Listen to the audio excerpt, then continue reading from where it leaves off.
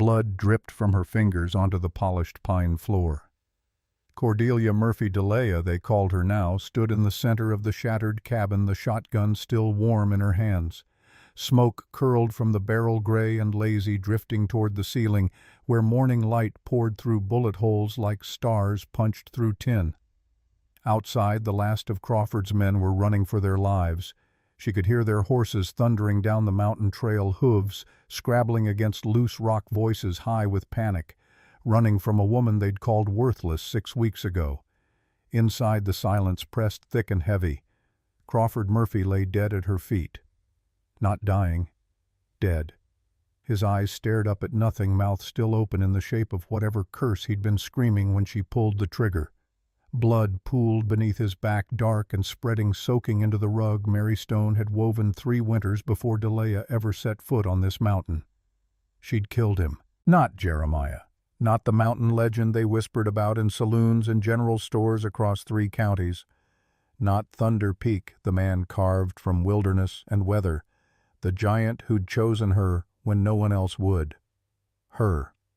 The fat Irish girl nobody wanted. Jeremiah Stone leaned against the far wall, his massive frame slumped sideways, one hand pressed to his shoulder where Crawford's bullet had torn through. Blood seeped between his fingers, but his eyes, those storm-gray eyes that had first seen her as something other than a burden, were fixed on DeLea with something she couldn't quite name. Pride, maybe. Or recognition. Or relief that she'd become what he'd always known she could be. DeLea. His voice came rough, scraped raw from shouting through the night-long siege. You saved us. She couldn't speak. Her throat had closed around words that didn't exist yet. Her hands were shaking now, the shotgun suddenly impossibly heavy. She let it drop. It clattered against the floor loud in the terrible quiet, and she stared down at her palms. The same hands that had kneaded bread yesterday morning. That had sewn the tear in Jeremiah's shirt 3 days ago. That had held Ann Whitmore while she sobbed about the husband who beat her. The same hands that had just ended a man's life. Crawford's coat had fallen open when he fell. Something white showed at the edge of his inside pocket, a letter, the paper folded and refolded until the creases had worn soft. Part of it was visible now, ink smudged by the blood spreading across his chest. DeLea took 1 step forward, then another. Her boots squelched in the blood. She should feel sick, she thought distantly. Should feel horror or shame or something other than this strange, hollow calm. But all she felt was tired. She knelt beside Crawford's body, careful not to touch him, and pulled the letter free. The paper was damp. Some of the words had blurred, but enough remained legible. She read the first line and her breath caught. Jeremiah Stone. You let my sister die alone on that cursed mountain. Her eyes jumped to the signature at the bottom. Crawford Murphy, Mary's brother. The world tilted. She looked up at Jeremiah, still holding his wounded shoulder, watching her with a face gone pale beneath his beard. Did you know? Her voice came out smaller than she intended. He shook his head slowly. Not until yesterday. Found an old letter from Mary, mentioned her brother by name. Thought it might be him. But I hoped. He closed his eyes. I hoped I was wrong. DeLea looked back down at Crawford's face. Now that she knew, she could see it, the shape of his jaw, the line of his nose. Mary's features turned sharp and male and twisted by grief into something unrecognizable. He'd come here thinking he was avenging his sister, and she'd killed him for it. The letter trembled in her hands. She forced herself to read further. You brought her to that mountain for your greed kept her prisoner there. She wrote me once about finding something I know you have silver hidden. You wouldn't let me see her when she died, wouldn't let me bury her proper, and now you've bought another woman to replace her like Mary meant nothing. I'll take back what's ours, the land, the silver, and the girl you stole. He thought you kidnapped me. DeLea's voice sounded strange to her own ears, flat, distant. He thought he was saving me. He was wrong. Jeremiah's words came hard as iron. But he believed it true. That's what made him dangerous. Outside the wind shifted, carrying the smell of gun smoke and pine. The mountain was silent now. No more gunfire, no more shouting, just the vast, indifferent quiet of Thunder Peak, watching the way it had watched for 1,000 years before any of them had climbed these slopes. Delia folded the letter carefully and slipped it into her apron pocket. Later she'd read the rest. Later she'd think about what it meant that Crawford had loved his sister enough to die trying to avenge her. But right now Jeremiah was bleeding. She stood her legs steadier than she expected and crossed to him. "Let me see." He moved his hand away. The wound was ugly, a ragged tear where the bullet had punched through the meat of his shoulder, but the bleeding was slowing. She'd seen worse on the grizzly that attacked them on the mountain road. She knew what to do. "Can you walk?" she asked. "I can manage." "Then get to the table. I'll fetch the medical kit." He didn't argue. That was how she knew he was hurt worse than he wanted to admit. Jeremiah Stone never took orders from anyone, except from her. As she moved toward the cabinet where they kept bandages and whiskey and the thick thread she'd used to stitch him closed, Delia caught her reflection in the cracked mirror hanging by the door. A stranger looked back, face streaked with soot, hair wild, apron splattered with blood that wasn't hers. But her eyes were steady. 6 weeks ago she'd stood on an auction platform in Copper Ridge, the last bride chosen, listening to men laugh about how she was too fat to marry, too heavy to last a mile up the mountain. She'd wanted to disappear, wanted to shrink herself down to nothing. Now she looked at that reflection and thought, "I am still here. I am still standing, and I will not shrink for anyone ever again." Behind her, Jeremiah lowered himself into the chair with a grunt of pain. "Delia." She turned. "Thank you," he said quietly, "for choosing to fight, for choosing to stay." She met his eyes across the ruined cabin, the shattered windows, the bullet-scarred walls, the blood on the floor, and felt something shift in her chest. Something that had been broken since Boston, since her stepmother's cruelty, and her father's silence, since the long train ride west, with 9 other women who wouldn't look at her. Something that had started to mend the moment Jeremiah Stone said, "Give me the fat one," and meant it as a choice, not an insult. "I didn't choose to stay," Delia said. She crossed back to him, medical kit in hand, and began laying out supplies on the table. "I chose to build something worth protecting."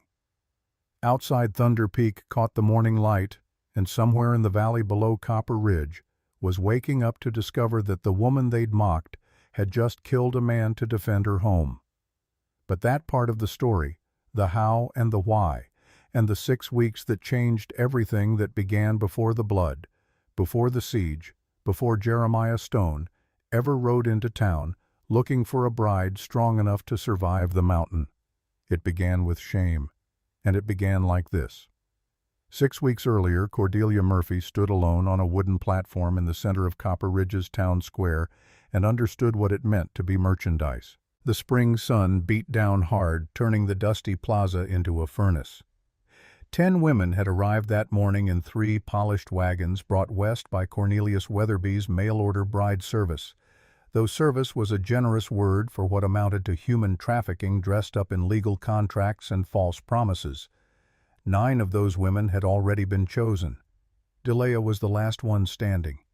She kept her eyes on her boots, good leather ones, the only decent thing she'd brought from Boston, and tried not to hear the laughter, tried not to feel the weight of 100 stares pressing against her skin like brands.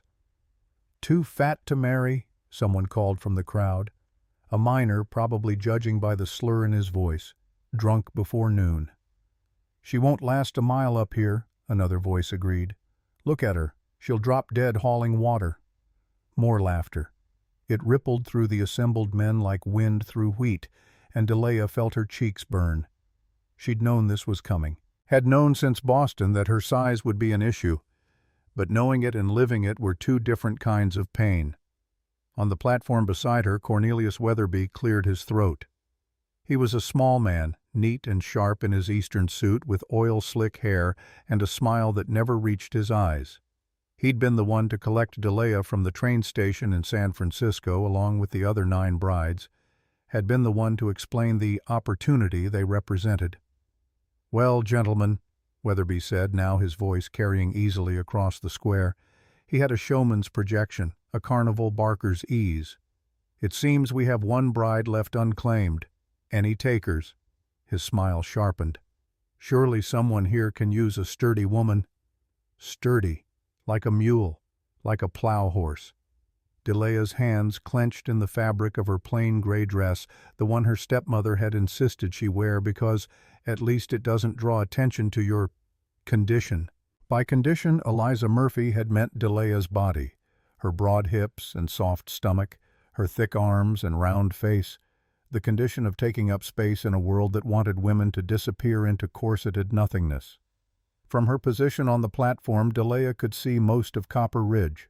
It wasn't much of a town, a main street lined with false front buildings, general store, saloon, livery church with a crooked steeple. Beyond that, scattered houses and tents where miners and prospectors lived. And beyond that, the mountains, massive and indifferent, rising up into snow-capped peaks that looked like teeth against the sky. Somewhere up there, she'd heard, was Thunder Peak, the place they said a mad hermit lived, a giant of a man who'd once had a wife and lost her to the mountain's cruelty. Delia had half hoped he might be among the men gathered today.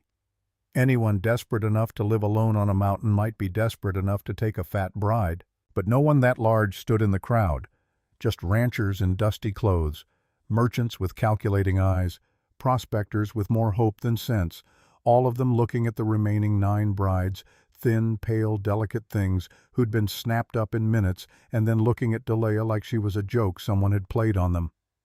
One of the 9 chosen brides, Ann Whitmore, a tiny blonde who'd been picked by a rancher named Hank Murdoch, glanced back at Delia as her new husband led her away. For just a moment their eyes met. Ann's expression wasn't mockery. It was something worse. Pity. "I'm the lucky one," that look said. "And you? You're not." Delia looked away before the tears could come. Weatherby was still talking, his voice taking on an edge now. "Come now, gentlemen. This is quality stock we're discussing.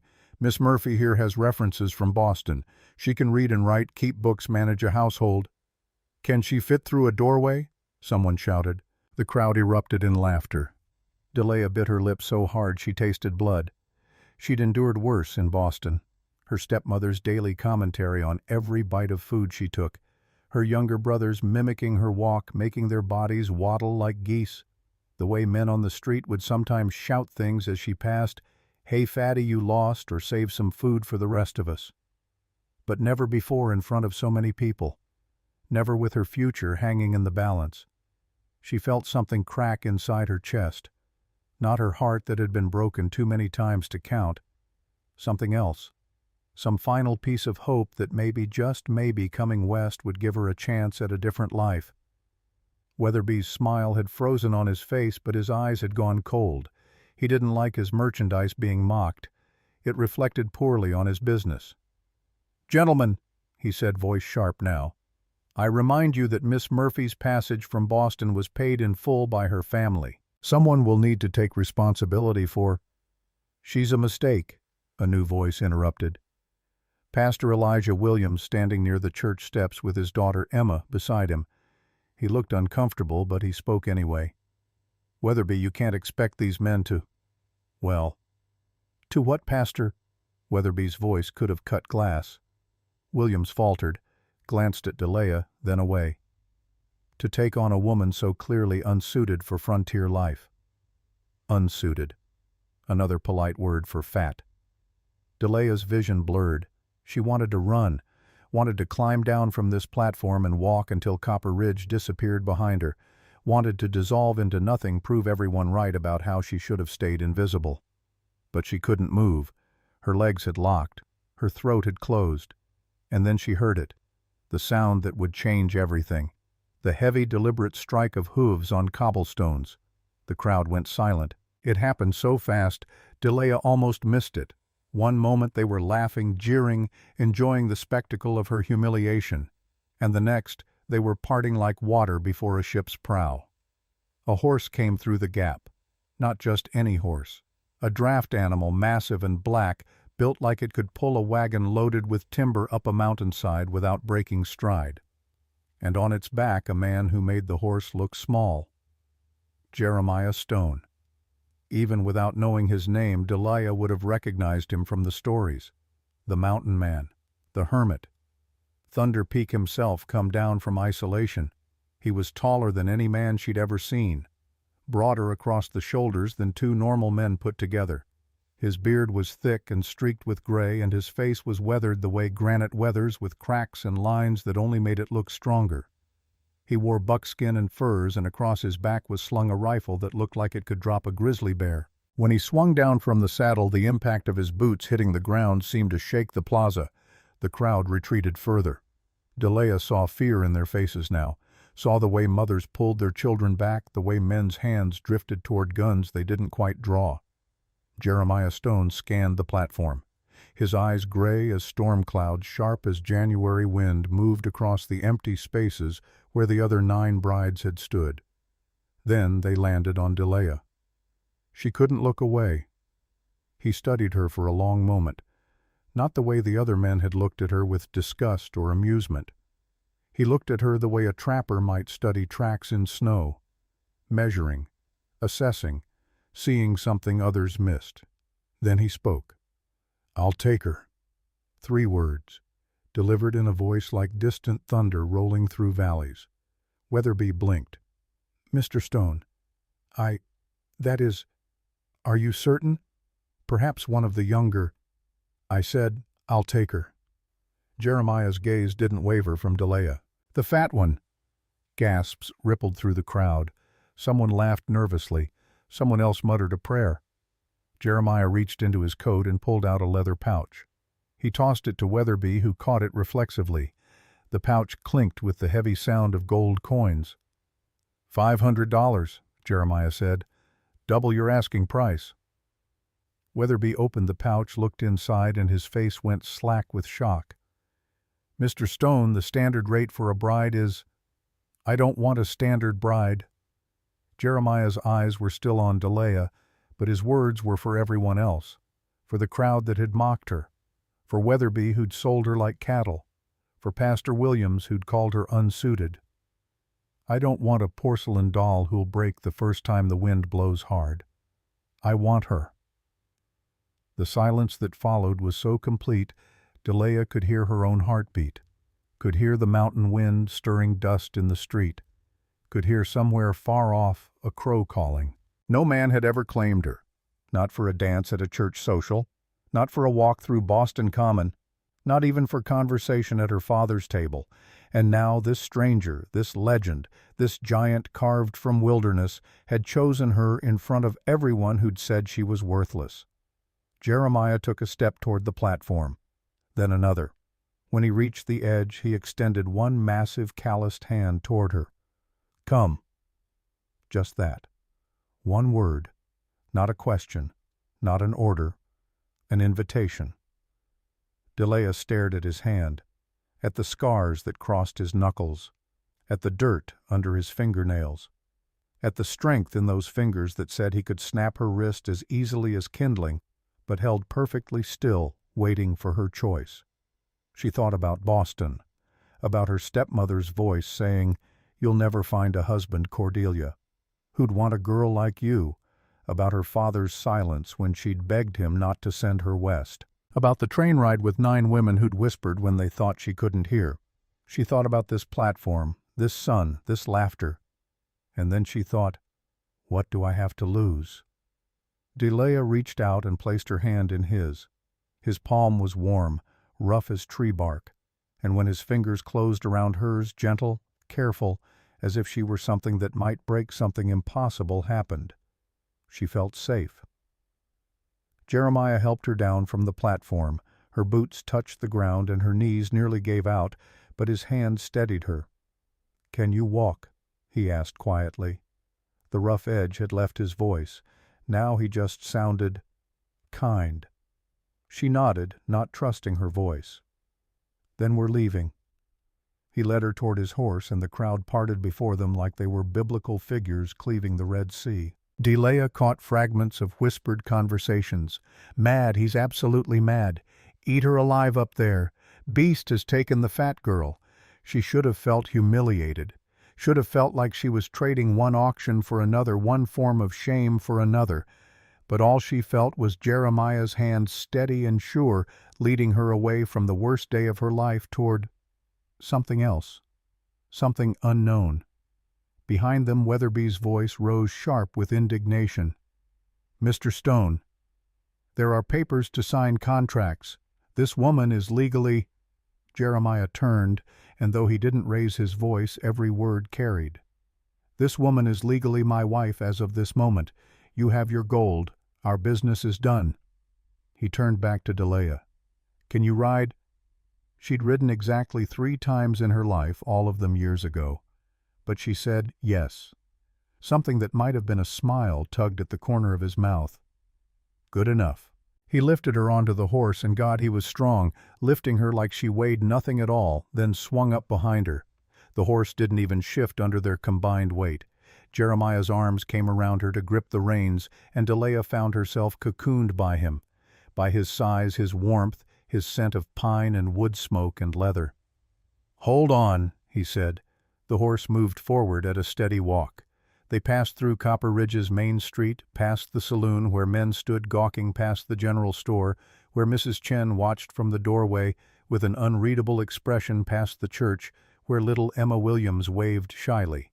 And then they were past the last building, past the last fence, and the town fell away behind them.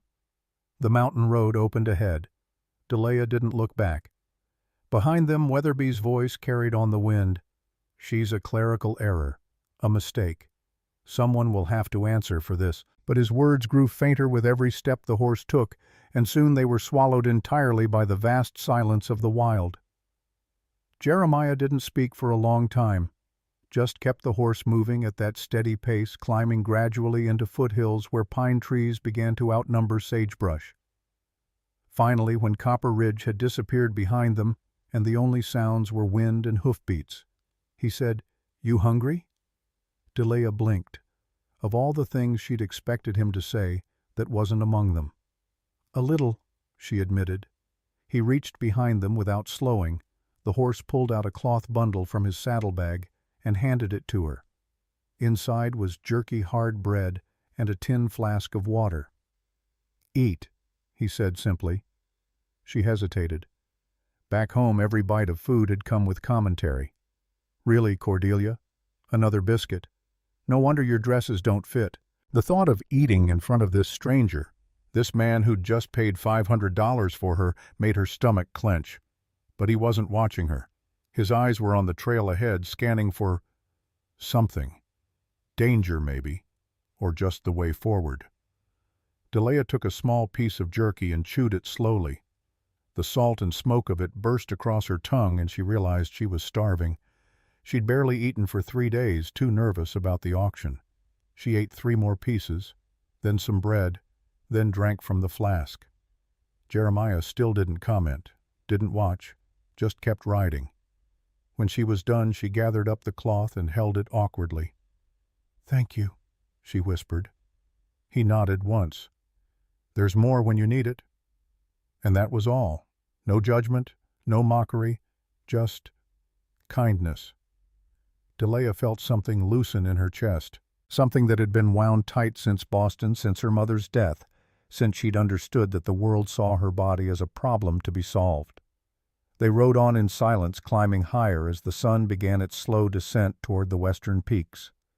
The air grew cooler, thinner. The smell of pine strengthened, mixed with the sharp scent of snow still clinging to shadowed hollows. After what felt like hours, Delia worked up the courage to speak. "Why did you choose me?" The words came out smaller than she'd intended, but Jeremiah heard them. He was quiet for so long she thought he wouldn't answer. Then, "Because you look like someone who's had to endure." She twisted in the saddle to look at him. His eyes were still on the trail, but something in his expression had softened. "Life up there." He gestured ahead with his chin toward peaks still hidden by distance. It tests you. Pretty faces don't last through winter storms. But grit." He paused. "Grit lasts." Delia turned back around her throat tight. No one had ever said she had grit before. They'd said she was stubborn, difficult, too proud for her own good, but never strong, never enduring. "I don't know if I have what you're looking for," she said honestly. "You stood on that platform." His voice was quiet but certain. "You stood there while they laughed and you didn't run, didn't beg, didn't make yourself smaller to please them." He paused. "That's grit enough for me." The tears came then hot and sudden, spilling down Delia's cheeks before she could stop them. She wiped them away quickly, hoping he wouldn't notice. But he did. "It's all right to cry," he said. "You've earned it." So she did. Let herself weep quietly as the horse carried them higher, as Copper Ridge fell further and further behind, as the mountain claimed them step by step. And Jeremiah Stone, the man they called Thunder Peak, the hermit, the legend said nothing more, just kept his arms steady around her, kept the horse moving forward and let her grieve for the life she'd left behind. They made camp that first night in a clearing where a stream ran clear and cold.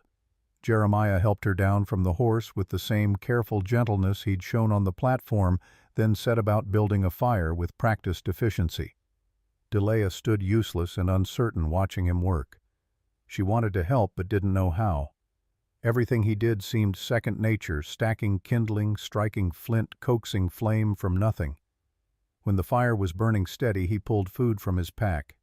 Beans and salt pork, which he set to cooking in a small iron pot. The smell made Delia's stomach growl loudly. Jeremiah glanced at her, and this time she caught at a quick twitch at the corner of his mouth. Almost a smile. "Sit," he said, gesturing to a log he'd dragged near the fire. "Rest." She sat grateful. Her body ached from the long ride. Muscles she didn't know she had were screaming.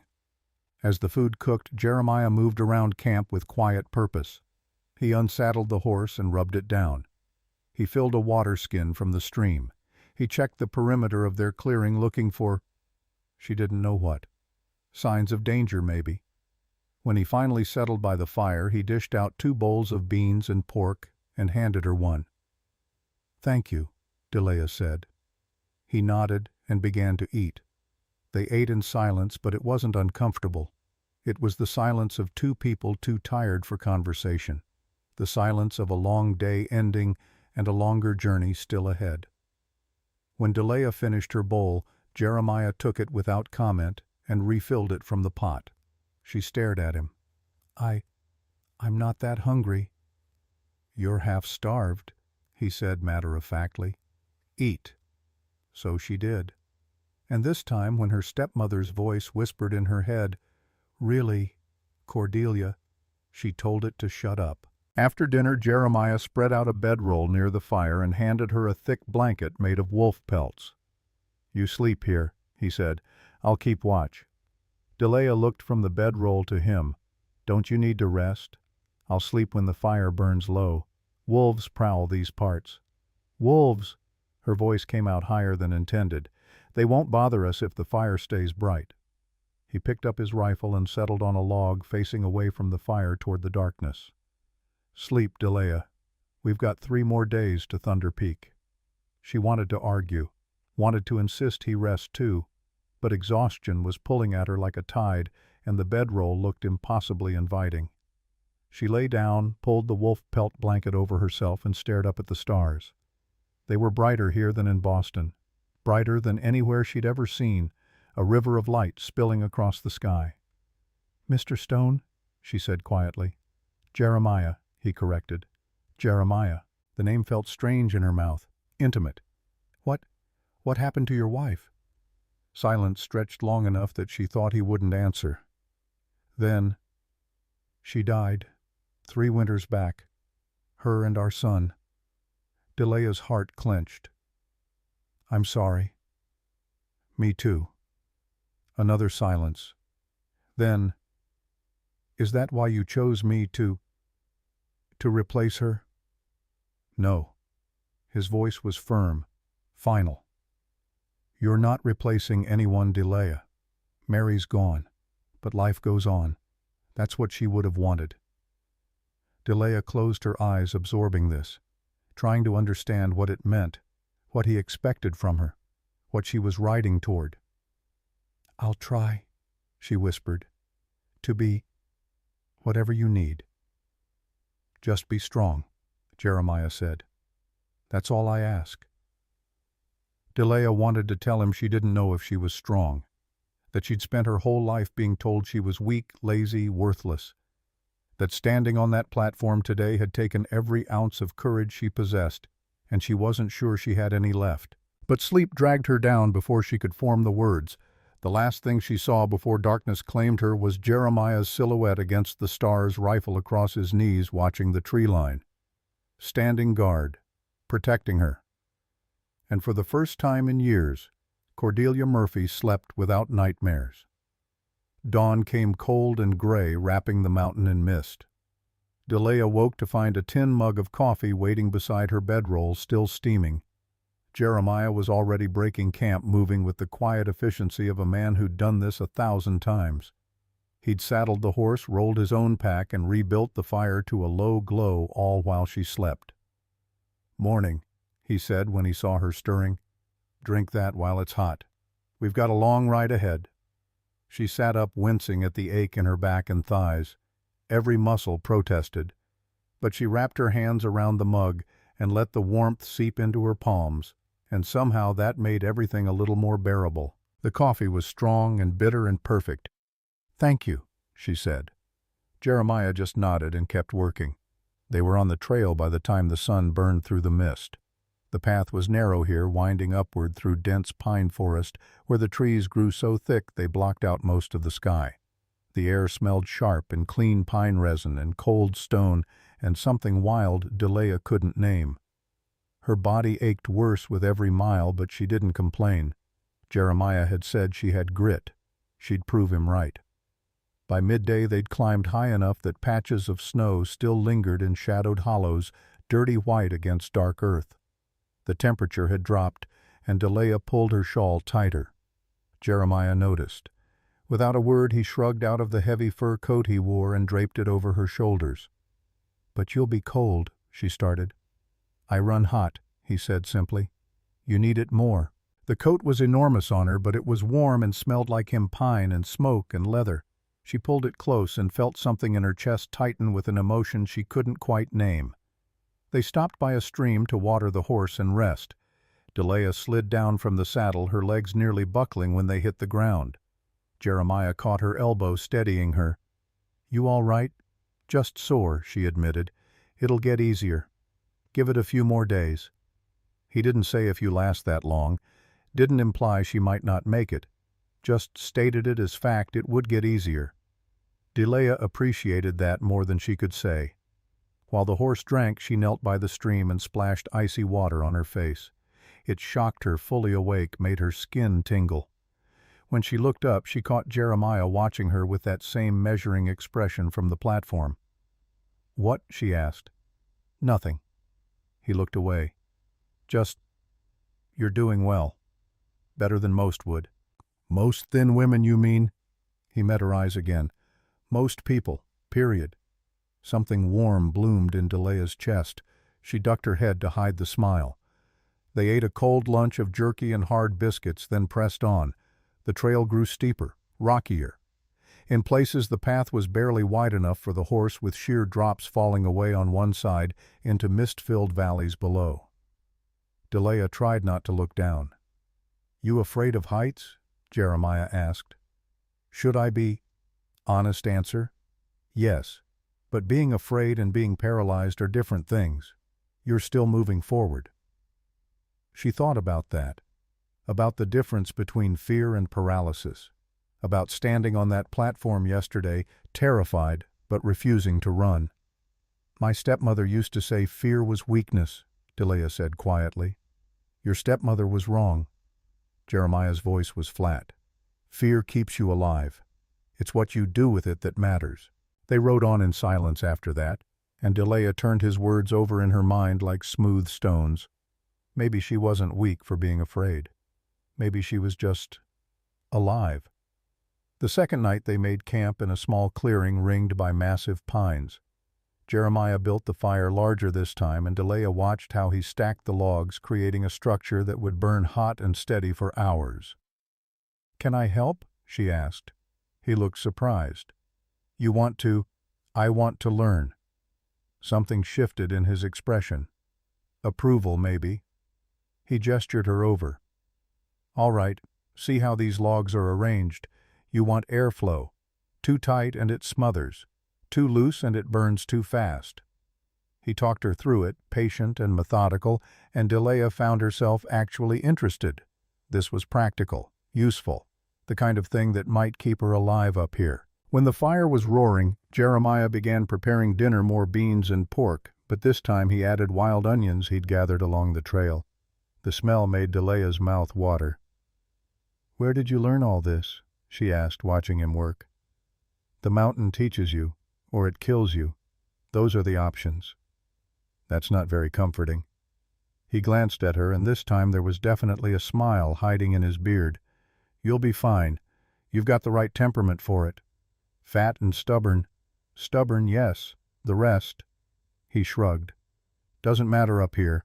Strong matters. Smart matters. Stubborn matters. Everything else is just noise people use to make themselves feel better about their own failings." Delia stared at him. No one had ever dismissed her weight like it was irrelevant before. Everyone had always made it the central fact of her existence. "Why don't you care?" she asked. About my size." Jeremiah was quiet for a moment, stirring the pot. Then, "Mary was thin, delicate, beautiful in the way people mean when they say that word, and the mountain killed her anyway." His voice went rough. "Being pretty didn't save her. Being small didn't make the cold less cold or the childbirth less hard. So I learned up here what matters is who you are when everything goes wrong, how you handle fear, how you push through pain." He looked at her directly.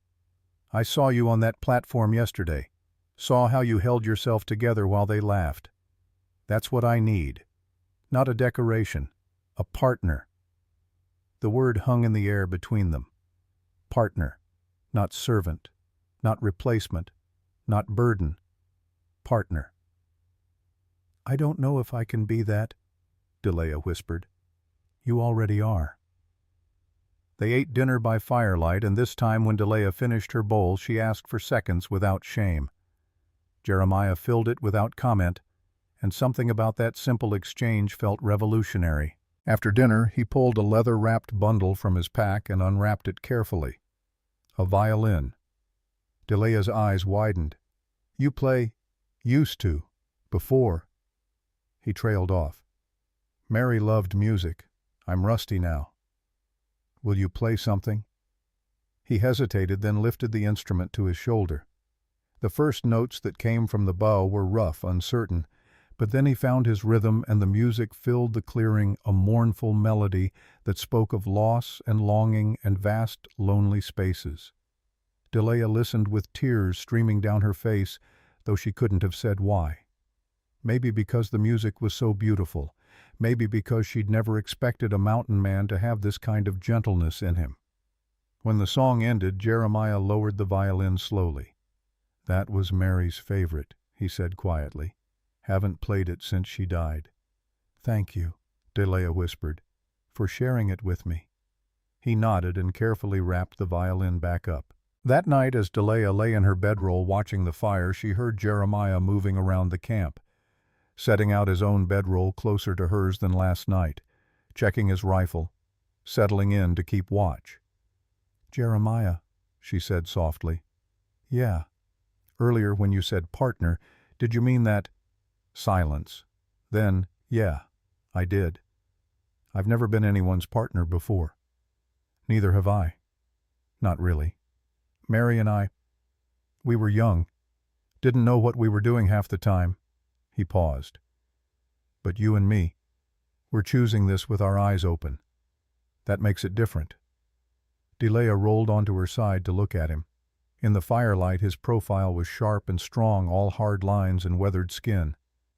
"I'll try not to disappoint you," she said. "You couldn't if you tried." She wanted to ask how he could be so certain, how he could have such faith in a woman he'd known for barely 2 days, but sleep was pulling at her again, and the questions could wait. Tomorrow Jeremiah had said they'd reach the hard part of the climb. Tomorrow the mountain would test her. But tonight, wrapped in his fur coat, warmed by fire and full stomach, and something that felt dangerously close to hope, Delia let herself believe she might actually survive this, might even belong here. The mountain wind sang through the pines, carrying the scent of snow and stone, and somewhere in the darkness a wolf howled. Jeremiah's hand tightened on his rifle, but he didn't move otherwise, just kept watch, just kept her safe. And Delia Murphy, the worthless fat girl from Boston, slept. The third day dawned with the smell of snow in the air. Delia woke to find Jeremiah already packing up camp, his movements quick and purposeful. Something had changed in his demeanor. His jaw was set, his eyes scanning the tree line more frequently. "Storm coming?" she asked, sitting up. "Maybe, but that's not what worries me." He tossed her a piece of jerky. "Eat fast. We need to make good time today." She didn't argue. There was an edge to his voice she hadn't heard before. Not fear exactly, but wariness. The kind of alertness that came from years of surviving in places that wanted you dead. They were on the trail within 20 minutes. The path grew steeper as the morning wore on, switchbacking up the mountainside through dense forest. The trees here were ancient, massive pines that had stood for centuries, their trunks wider than Delia could wrap her arms around. Sunlight filtered through the canopy in dusty shafts, and the air smelled of resin and damp earth. Around mid-morning, Jeremiah pulled the horse to a stop. "You hear that?" he asked quietly. Delia listened. At first she heard nothing but wind and the creak of branches. Then there, a sound like nothing she'd ever heard before, low and rumbling, almost like a growl, but deeper, more resonant. "What is it?" she whispered. "Grizzly. Upwind of us, maybe quarter mile." He scanned the forest with narrowed eyes. "Big one from the sound." Delia's heart kicked against her ribs.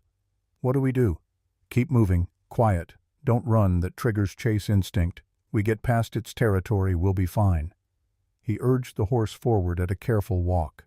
Delia held her breath, every nerve screaming at her to do exactly what Jeremiah had said not to do: run.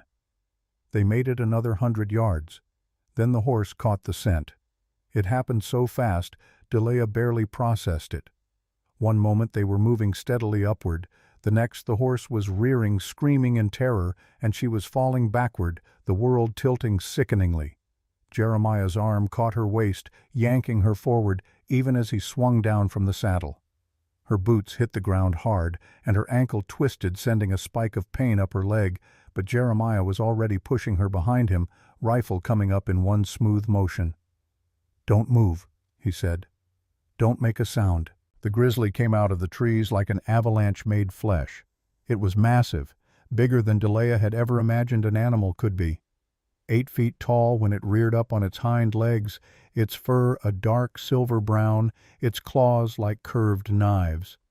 The mouth opened in a roar that Delia felt in her bones, showing teeth designed to crush skulls and tear meat from bone. The horse bolted, crashing through underbrush in blind panic. Jeremiah didn't fire, didn't move, just stood perfectly still, rifle aimed, waiting. The bear dropped to all fours and took a step toward them, then another, its small eyes fixed on Jeremiah with an intelligence that was somehow worse than mindless rage.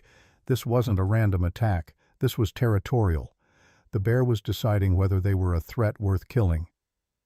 "Back up," Jeremiah said, his voice barely a whisper. "Slow. Don't turn around." Delia took one careful step backward. Her twisted ankle screamed in protest, but she bit down on the pain and took another step.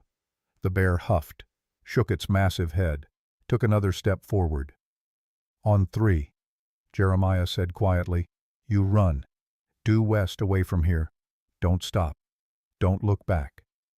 "What? No." 1. Jeremiah. 2. The bear charged. Jeremiah fired. The shot cracked across the forest like thunder, and the bear stumbled but didn't go down. Blood bloomed across its shoulder, but the wound only seemed to enrage it further. It roared again, the sound so loud Delaya's ears rang and kept coming.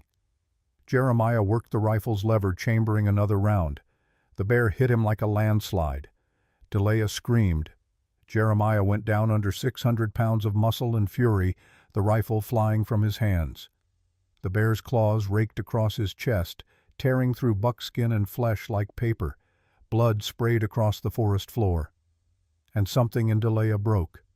Not broke open, broke free. She didn't run, didn't freeze, didn't stand there helpless while the man who'd chosen her died defending her. She grabbed a fallen branch thick as her forearm, heavy with moisture, and ran at the bear, screaming at the top of her lungs, "Get off him!" She swung the branch like a club, putting every ounce of weight behind it, and connected with the bear's skull with a sound like wood on stone. The bear turned, looked at her. For one horrible moment, Delaya saw her death in those small, intelligent eyes, saw the bear calculating, kill the big threat or the loud one. Then Jeremiah moved. He'd gotten his knife free, a massive blade more like a short sword, and he drove it up into the bear's exposed belly. Once, twice, 3 times each thrust accompanied by a grunt of effort and pain. The bear roared and reared back, trying to escape the blade. Jeremiah rolled clear, clutching his torn chest, blood streaming between his fingers. The bear stood swaying on its hind legs, blood pouring from multiple wounds. It looked from Jeremiah to Delaya and back again. Then it dropped to all fours and crashed away into the forest, leaving a trail of blood on the pine needles. Silence fell like a physical weight. Delaya dropped the branch. Her hands were shaking so badly she could barely control them. Her whole body was shaking. She looked down at herself, half expecting to see her own blood, but she was untouched. Jeremiah wasn't.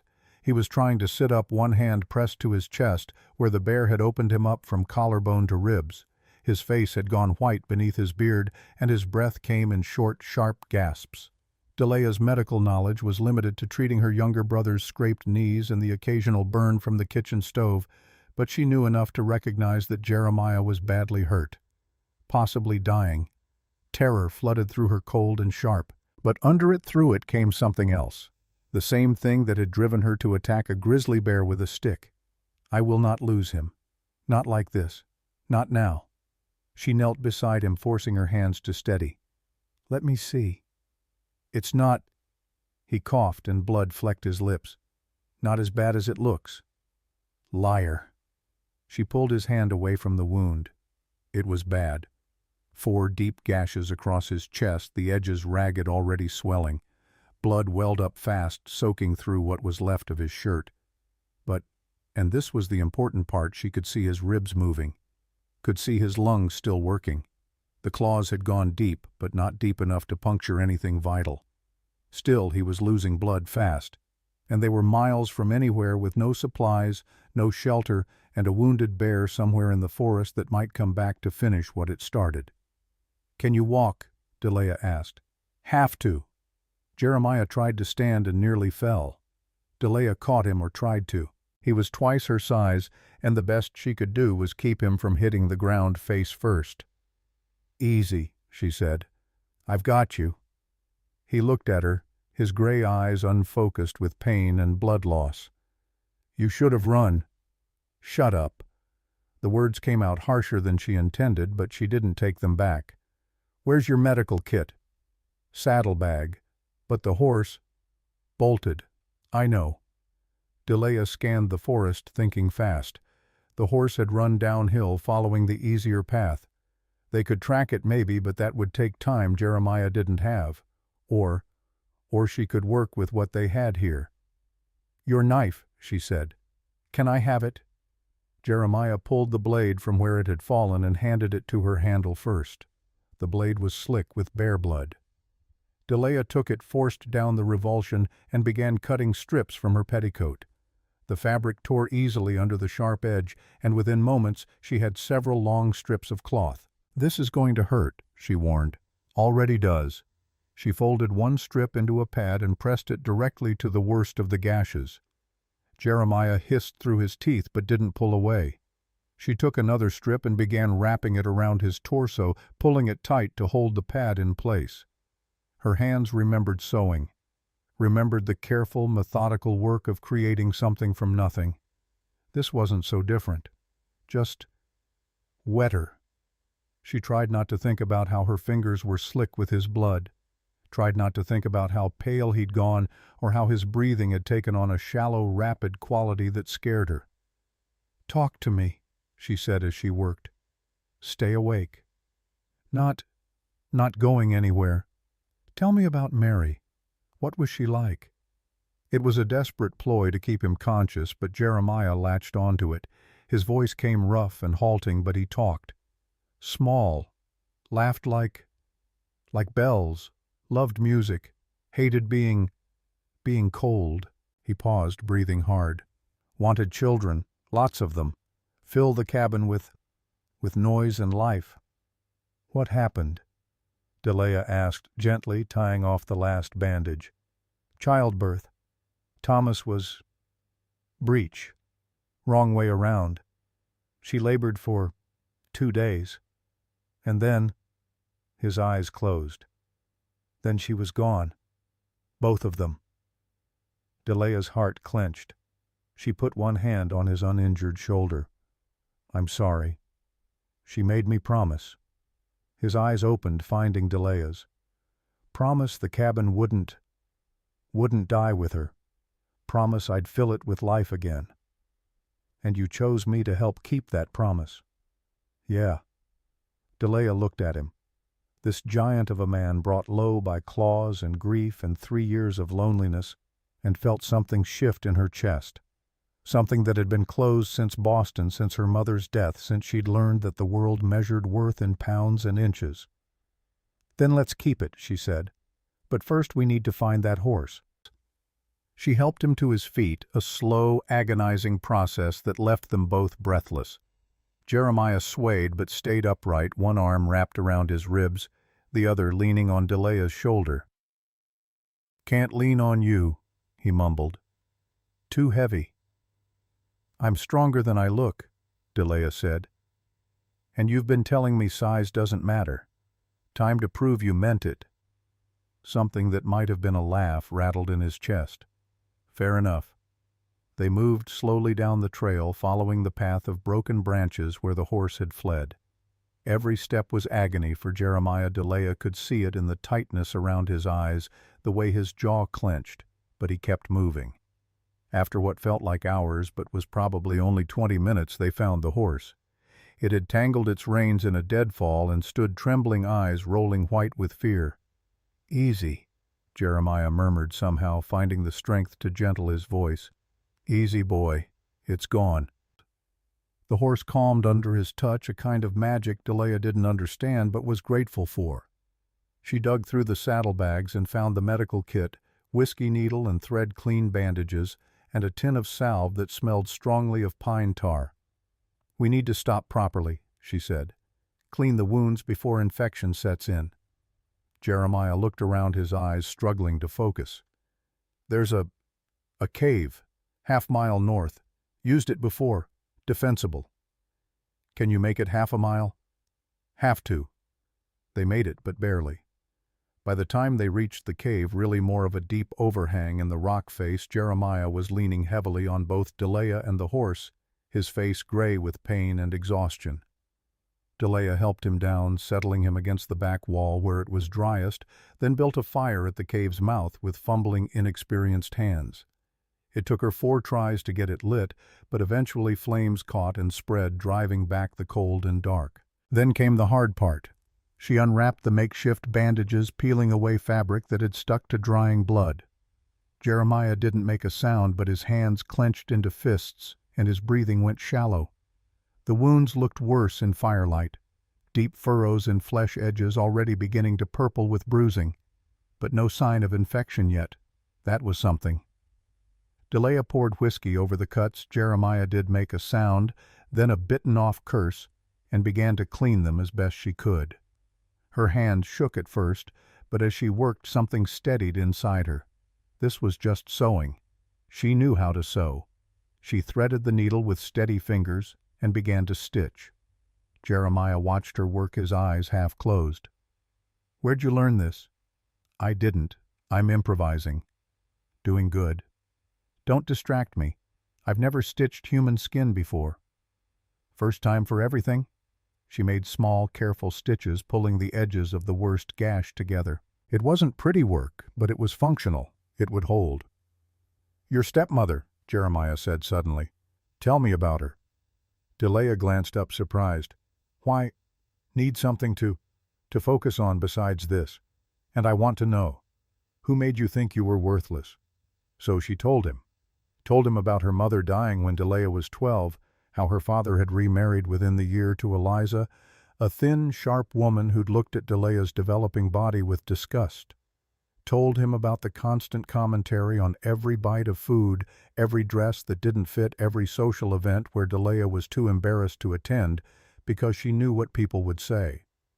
She used to make me stand in front of the mirror, Delia said quietly, finishing the last stitch. Made me look at myself and list everything that was wrong. My hips were too wide, my arms were too soft, my face was too round, on and on, until I believed it. She was wrong, Jeremiah said. His voice was stronger now, focused by anger. About all of it. Was she? Delia tied off the thread and cut it. Everyone else seemed to agree with her. Everyone else is a coward. Jeremiah caught her hand, stopping her before she could pull away. His palm was warm and rough and sure. Delia, look at me. She did. I've lived on this mountain for 15 years, he said. Seen every kind of person come through these parts. Rich men, poor men, beautiful women, plain women. You know what I learned? The ones who survive aren't the prettiest or the thinnest. They're the ones who can stare down a grizzly bear with a stick and not flinch. The ones who can stitch up a dying man and keep their hands steady. The ones who have the grit to keep moving when everything hurts. His grip tightened. That's you. That's who you are. And if your stepmother couldn't see it, that says everything about her and nothing about you. Delia's eyes burned with tears. She blinked them back, but they fell anyway, hot tracks down her cheeks. I hit a bear with a stick, she whispered. That was the stupidest thing I've ever done. That was the bravest thing I've ever seen. She laughed a broken wet sound and shook her head. You're delirious from blood loss. Maybe, but I mean every word. They sat in silence while Delia bandaged his chest properly, using the clean cloth from the medical kit. When she finished, Jeremiah was slumping against the wall, his eyes drifting closed. Don't sleep, she said quickly. Not yet. You might have a concussion or... I'm fine, just need to rest a bit. Jeremiah. His hand found hers again. Wake me if anything changes. But Delia... His eyes opened, finding hers through the firelight. Thank you. For not running. For staying. Where else would I go? He smiled, a small tired thing, and closed his eyes. Delia sat watching him breathe, watching his chest rise and fall beneath white bandages slowly staining red. Outside the cave, night had fallen. The fire crackled and popped, keeping the darkness at bay. She was alone in the wilderness with a wounded man, no clear idea where she was, and a bear somewhere out there that might come back to finish what it started. She should be terrified. Instead, she felt capable. She'd attacked a grizzly bear. She'd stitched wounds she'd never been taught to treat. She'd kept Jeremiah alive through sheer, stubborn refusal to let him die. Her stepmother's voice whispered in her head, worthless, useless, too fat to be wanted.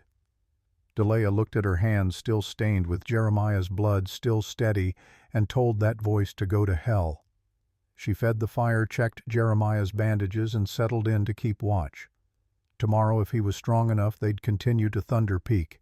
Tomorrow she'd see the home Jeremiah had built from nothing. But tonight in this cave with firelight dancing on stone walls, Cordelia Murphy became something she'd never been before.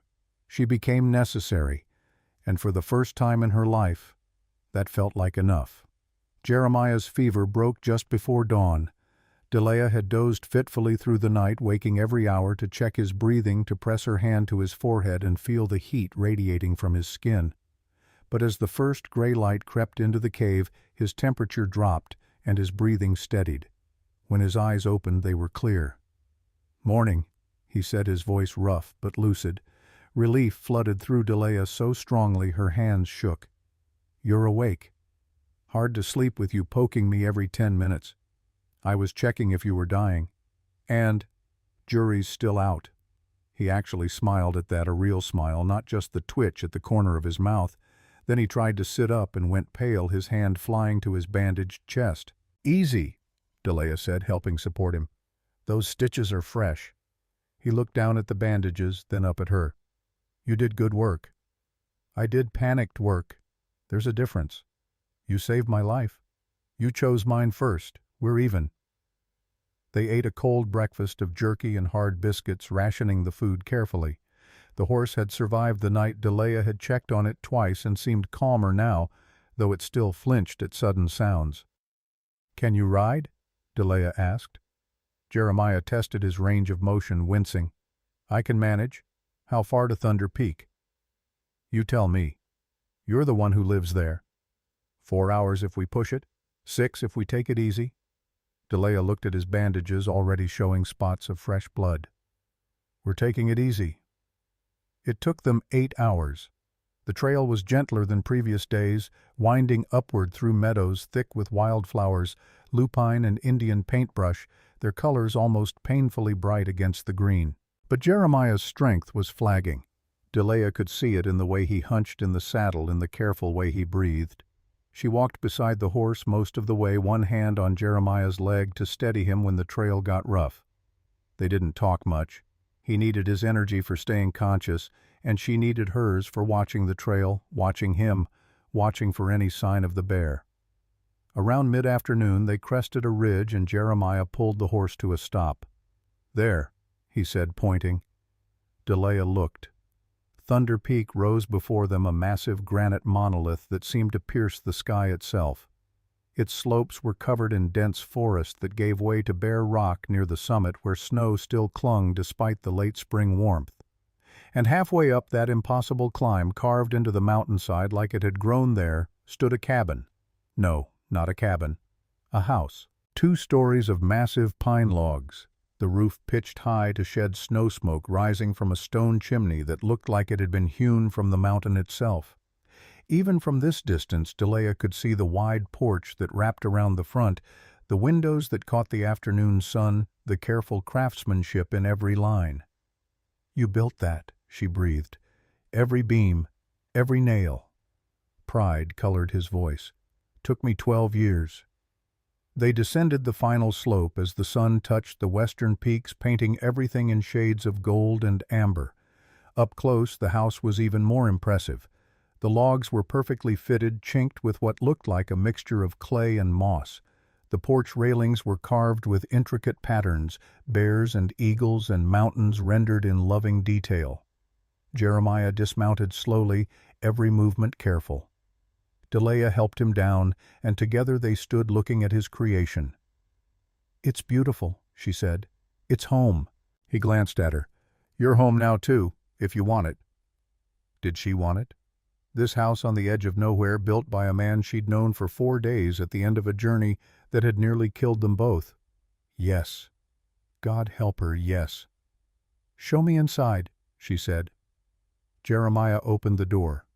The warmth hit her first.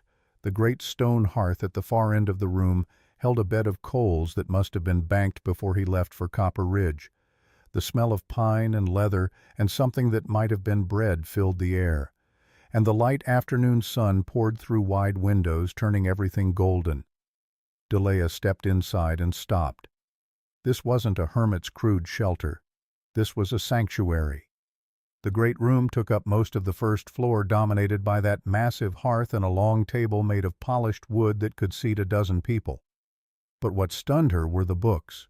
Shelves lined every wall, floor to ceiling, and they were full. Hundreds of volumes, maybe thousands. She saw Shakespeare beside medical journals, philosophy texts beside novels, atlases worn with use, beside pristine poetry collections. In the corner, a violin case rested on a small table. Against another wall, a rocking chair sat beside a basket of half-finished knitting. And everywhere on the mantel, the window sills, the shelves between books were small carved figures, animals mostly, bears and eagles and wolves rendered in wood with exquisite detail. "Mary's work," Jeremiah said, following her gaze. "She liked to keep her hands busy." Delia moved deeper into the room, her fingers trailing over the table's smooth surface. Through a doorway she glimpsed a kitchen with a cast-iron stove and copper pots hanging from hooks. Through another, a workshop with tools arranged on a bench. "Upstairs," Jeremiah said, gesturing to a ladder that led to a loft. "2 rooms up there. You'll take the one on the right." Delia climbed the ladder more carefully than she would have a week ago, newly aware that ladders could be conquered, and found herself in a small hallway with 2 doors. She opened the right-hand door. The room was perfect. Not large, but large enough. A wide bed took up most of the space, covered in quilts that looked handmade, intricate patterns of stars and mountains stitched in blues and greens. A dresser stood against one wall. A small table held a pitcher of water and a basin. And in the window, a vase of dried pine boughs filled the air with their sharp, clean scent. Someone had prepared this space, had made the bed with fresh sheets, had filled the pitcher, had put those pine boughs in the window. Jeremiah had done this. Before he left for Copper Ridge, before he knew who he'd bring back, he'd made this room ready. For her. For whoever would be brave enough to come home with him. Delia sat on the bed and put her face in her hands and cried. Not sad tears, not frightened tears, just overwhelmed tears. The tears of someone who'd never had a space of their own, never had a door they could close, never had a window that looked out on mountains instead of Boston alleyways. She heard Jeremiah's footsteps on the ladder, slow and careful, and quickly wiped her face. He appeared in the doorway, leaning against the frame. "You all right?" "Yes." Her voice came out thick. "Yes, it's lovely. All of it. There's more to see. Mary's." He stopped, looked away. "There's another room, but not today. I'm about done in." Delia stood quickly. "You need to rest. Those stitches will hold. You did good work." He pushed off the door frame. "My room's across the hall if you need anything. But Delia..." "Yes. This is yours now. Not just for staying in. Yours. You understand? You can change things, move things, make it what you want." She stared at him. "You're giving me permission to change your house." "Our house," he corrected. "And it's not permission. It's just, I want you to feel like this is home.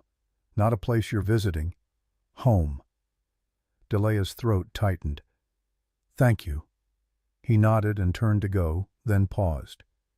"One more thing." "Yes." "What you did yesterday, with the bear. That was..." He struggled for words. "I've met a lot of brave people in my life, but what you did, that was something else. I didn't think. I know.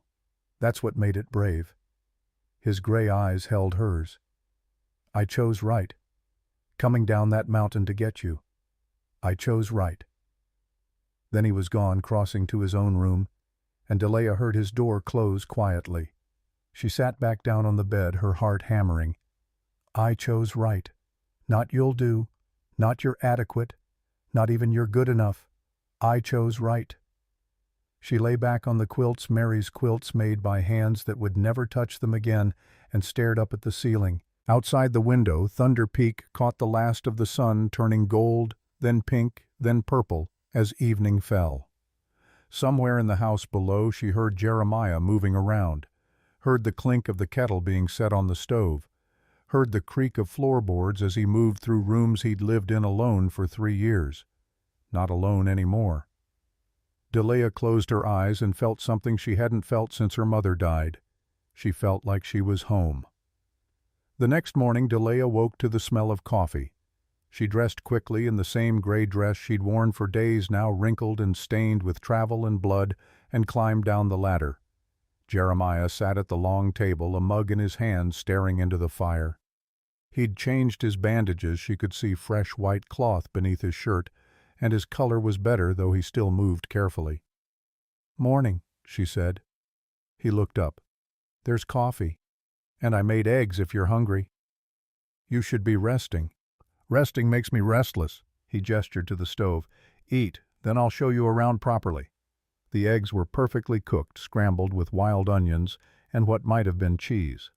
Delia ate 2 helpings, and Jeremiah didn't comment, just refilled her plate when she finished the first. After breakfast, he led her outside to show her the property. Behind the house was a root cellar dug deep into the hillside, stocked with preserves and dried meat and sacks of flour and beans.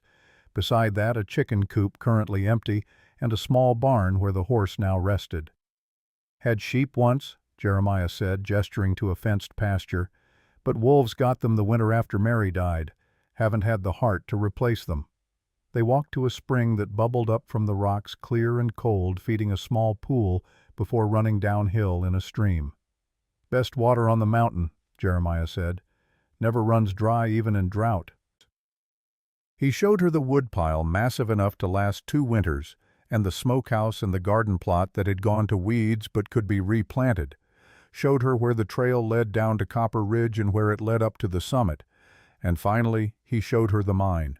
It was hidden behind a rockfall, concealed so well Delia would never have found it on her own. Jeremiah moved 2 carefully placed logs, and a narrow opening appeared in the hillside. "Silver," he said quietly. "Rich vein. Found it by accident 5 years back."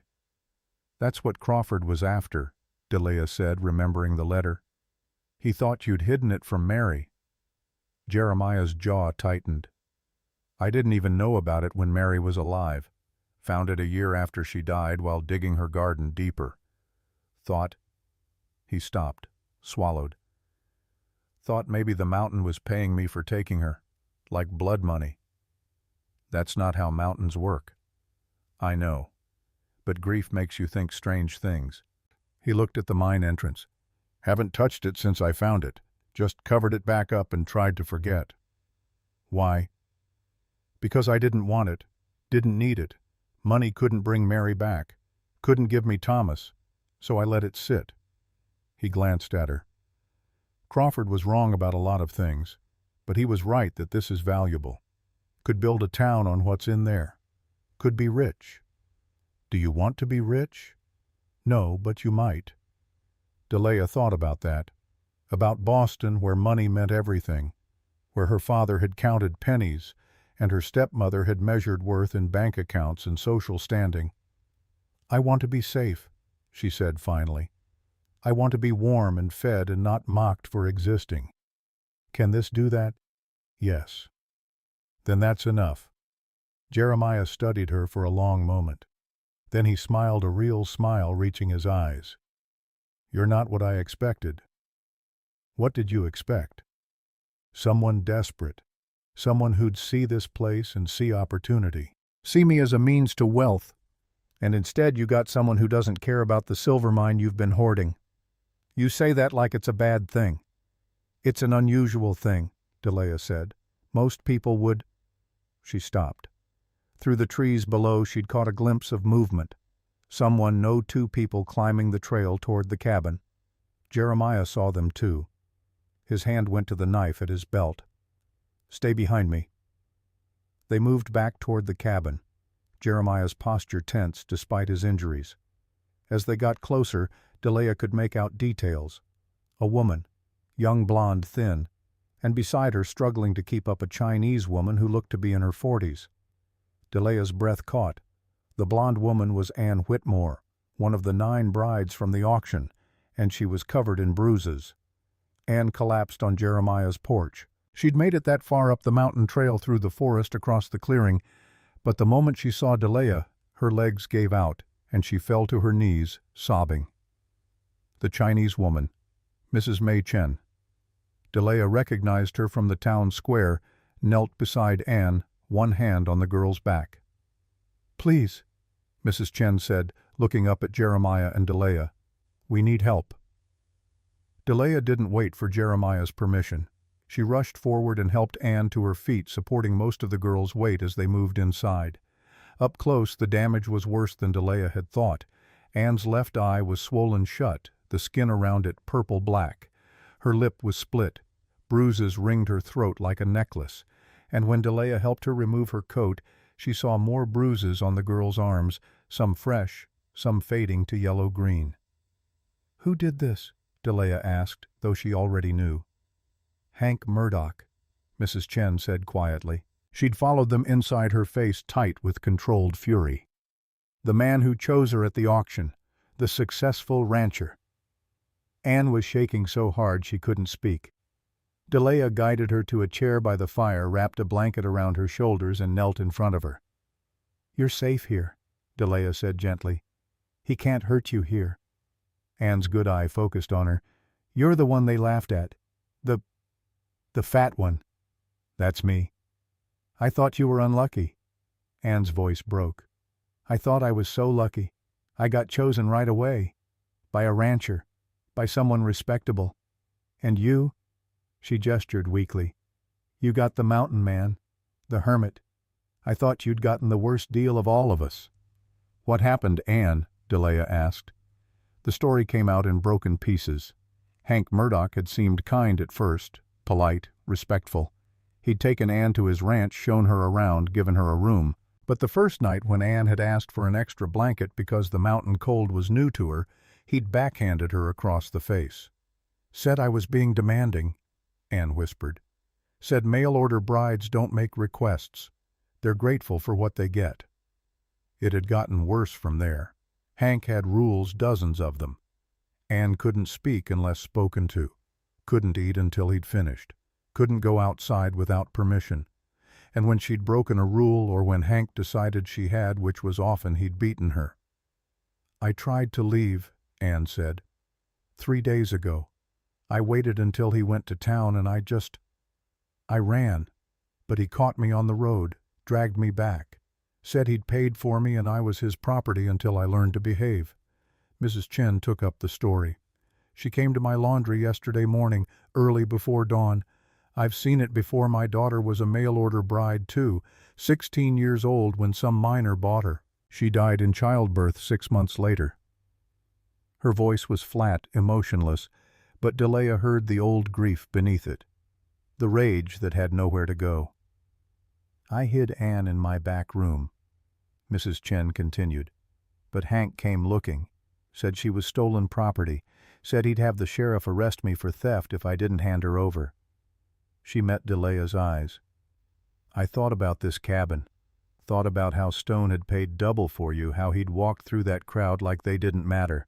I thought, maybe he'd help." Jeremiah had been standing in the doorway listening. Now he spoke. "She can stay." Mrs. Chen's shoulders sagged with relief. "Thank you." "How long?" Delia asked. "As long as she needs," Jeremiah said. He looked at Anne. "You're safe here, Miss Whitmore. Hank Murdoch doesn't know where this cabin is, and even if he did, he'd have to go through me to get to you." Anne's good eye welled with fresh tears. "I don't understand. You don't know me. Why would you—" "Because what's happening to you is wrong," Delia said, "and because someone helped me when I needed it." She glanced at Jeremiah and something passed between them. An understanding. A shared recognition that they'd both been broken in different ways, and that breaking the cycle meant helping others who were still trapped in it. "There's a room upstairs," Delia said to Anne. "Come on, let's get you cleaned up." She helped Anne climb the ladder. The girl was so light, so fragile, nothing like the sturdy presence Delia was used to seeing in the mirror. In the upstairs hallway, Delia hesitated. Jeremiah had said there was another room. Mary's room, probably. The one he hadn't wanted to show her yesterday. She opened the door carefully. It was a studio. The room was smaller than Delia's, but every surface was covered with Mary's creations. Half-finished paintings leaned against the walls. Thunder Peak at sunrise, wildflowers in impossible detail, a portrait of Jeremiah that caught something tender in his weathered face. Yarn and knitting needles filled a basket. Carved wooden toys sat on a shelf, animals and people waiting for the children who would never play with them. And on a small table by the window, a diary bound in worn leather. Anne gasped softly. "Did his wife make all this?" "Yes," Delia said. She felt like an intruder standing in Mary's creative space, but there was nowhere else to put Anne. She died 3 years ago, in childbirth. She was an artist.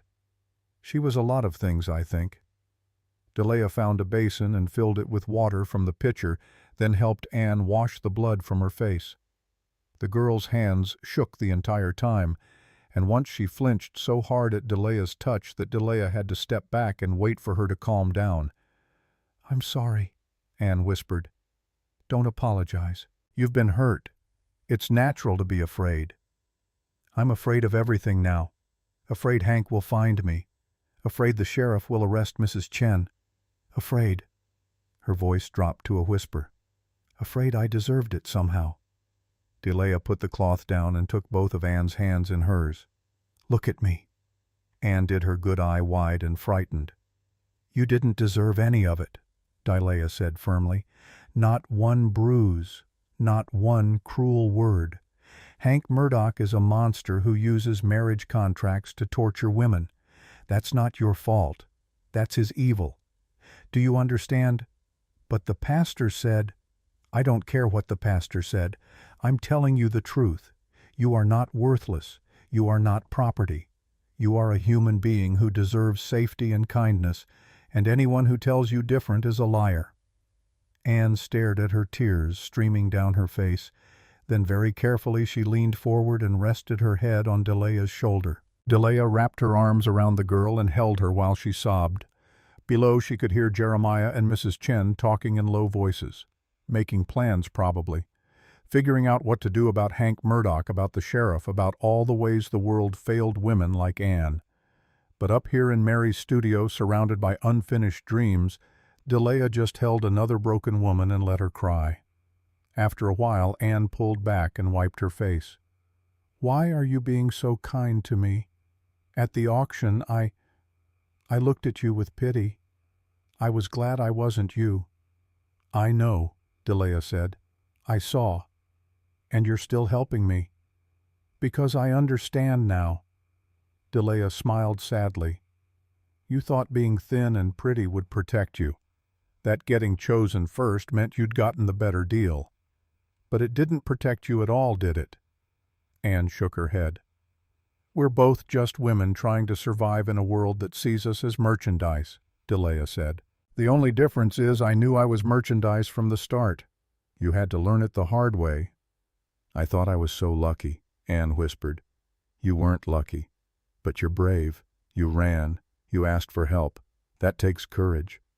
"I don't feel brave." "Brave people rarely do." Delia helped Anne into the bed, Mary's bed, though she didn't say that aloud, and tucked the quilts around her.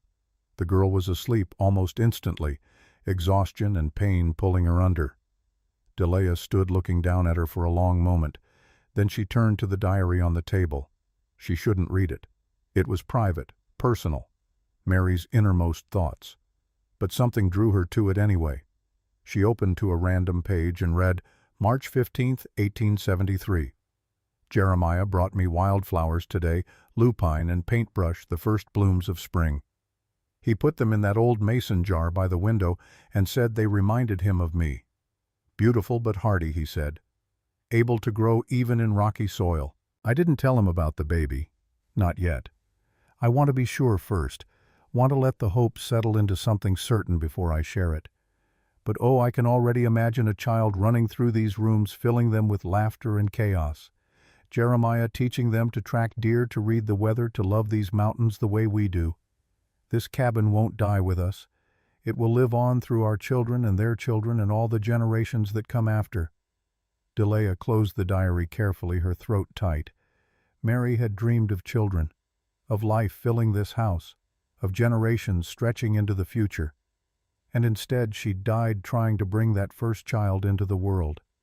Delia looked at Anne sleeping in Mary's bed, surrounded by Mary's unfinished paintings and half-knitted blankets and wooden toys carved for babies that never came. This cabin won't die with us.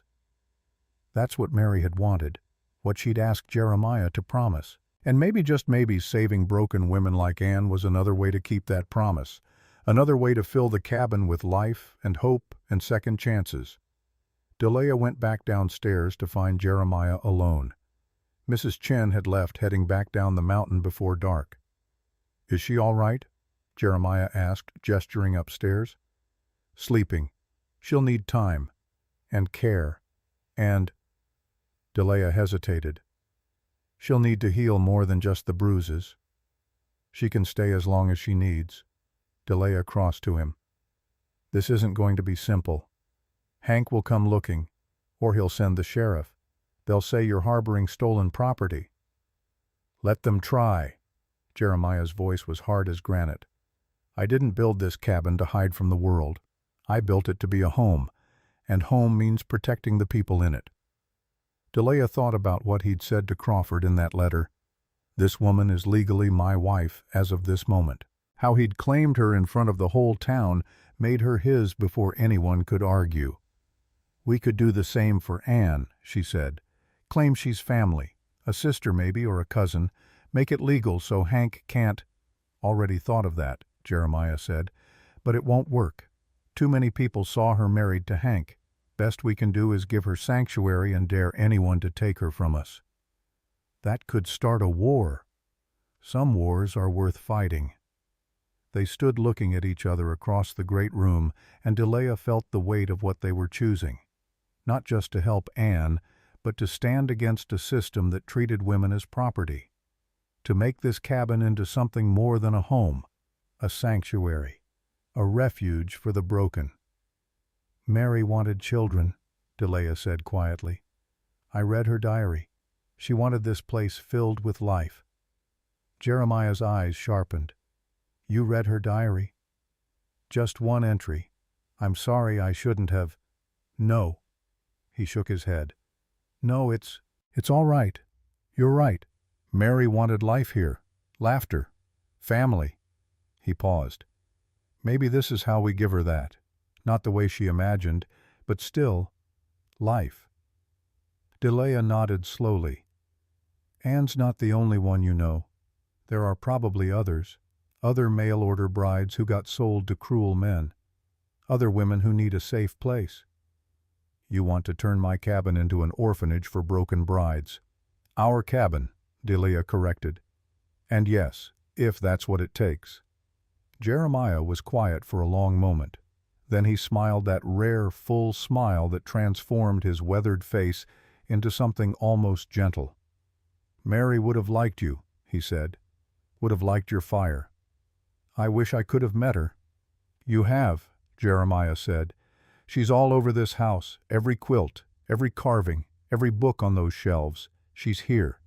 He crossed to the mantel and picked up one of Mary's carved figures, a small wooden bear smooth from years of handling. She made this the year we got married, he said. Said bears were like us, dangerous when threatened but gentle with their cubs, fierce protectors. He handed the carving to Delia. She turned it over in her hands, feeling the care that had gone into each detail. The curve of the bear's back, the texture of its fur, the way it seemed poised to move. Keep it, Jeremiah said.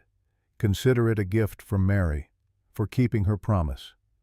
Delia's eyes burned. What promise? To fill this house with life again. He looked at the ceiling toward where Anne slept in Mary's studio. To make it a home for people who need one. Outside, Thunder Peak caught the last light of day turning gold, then pink, then purple as evening fell.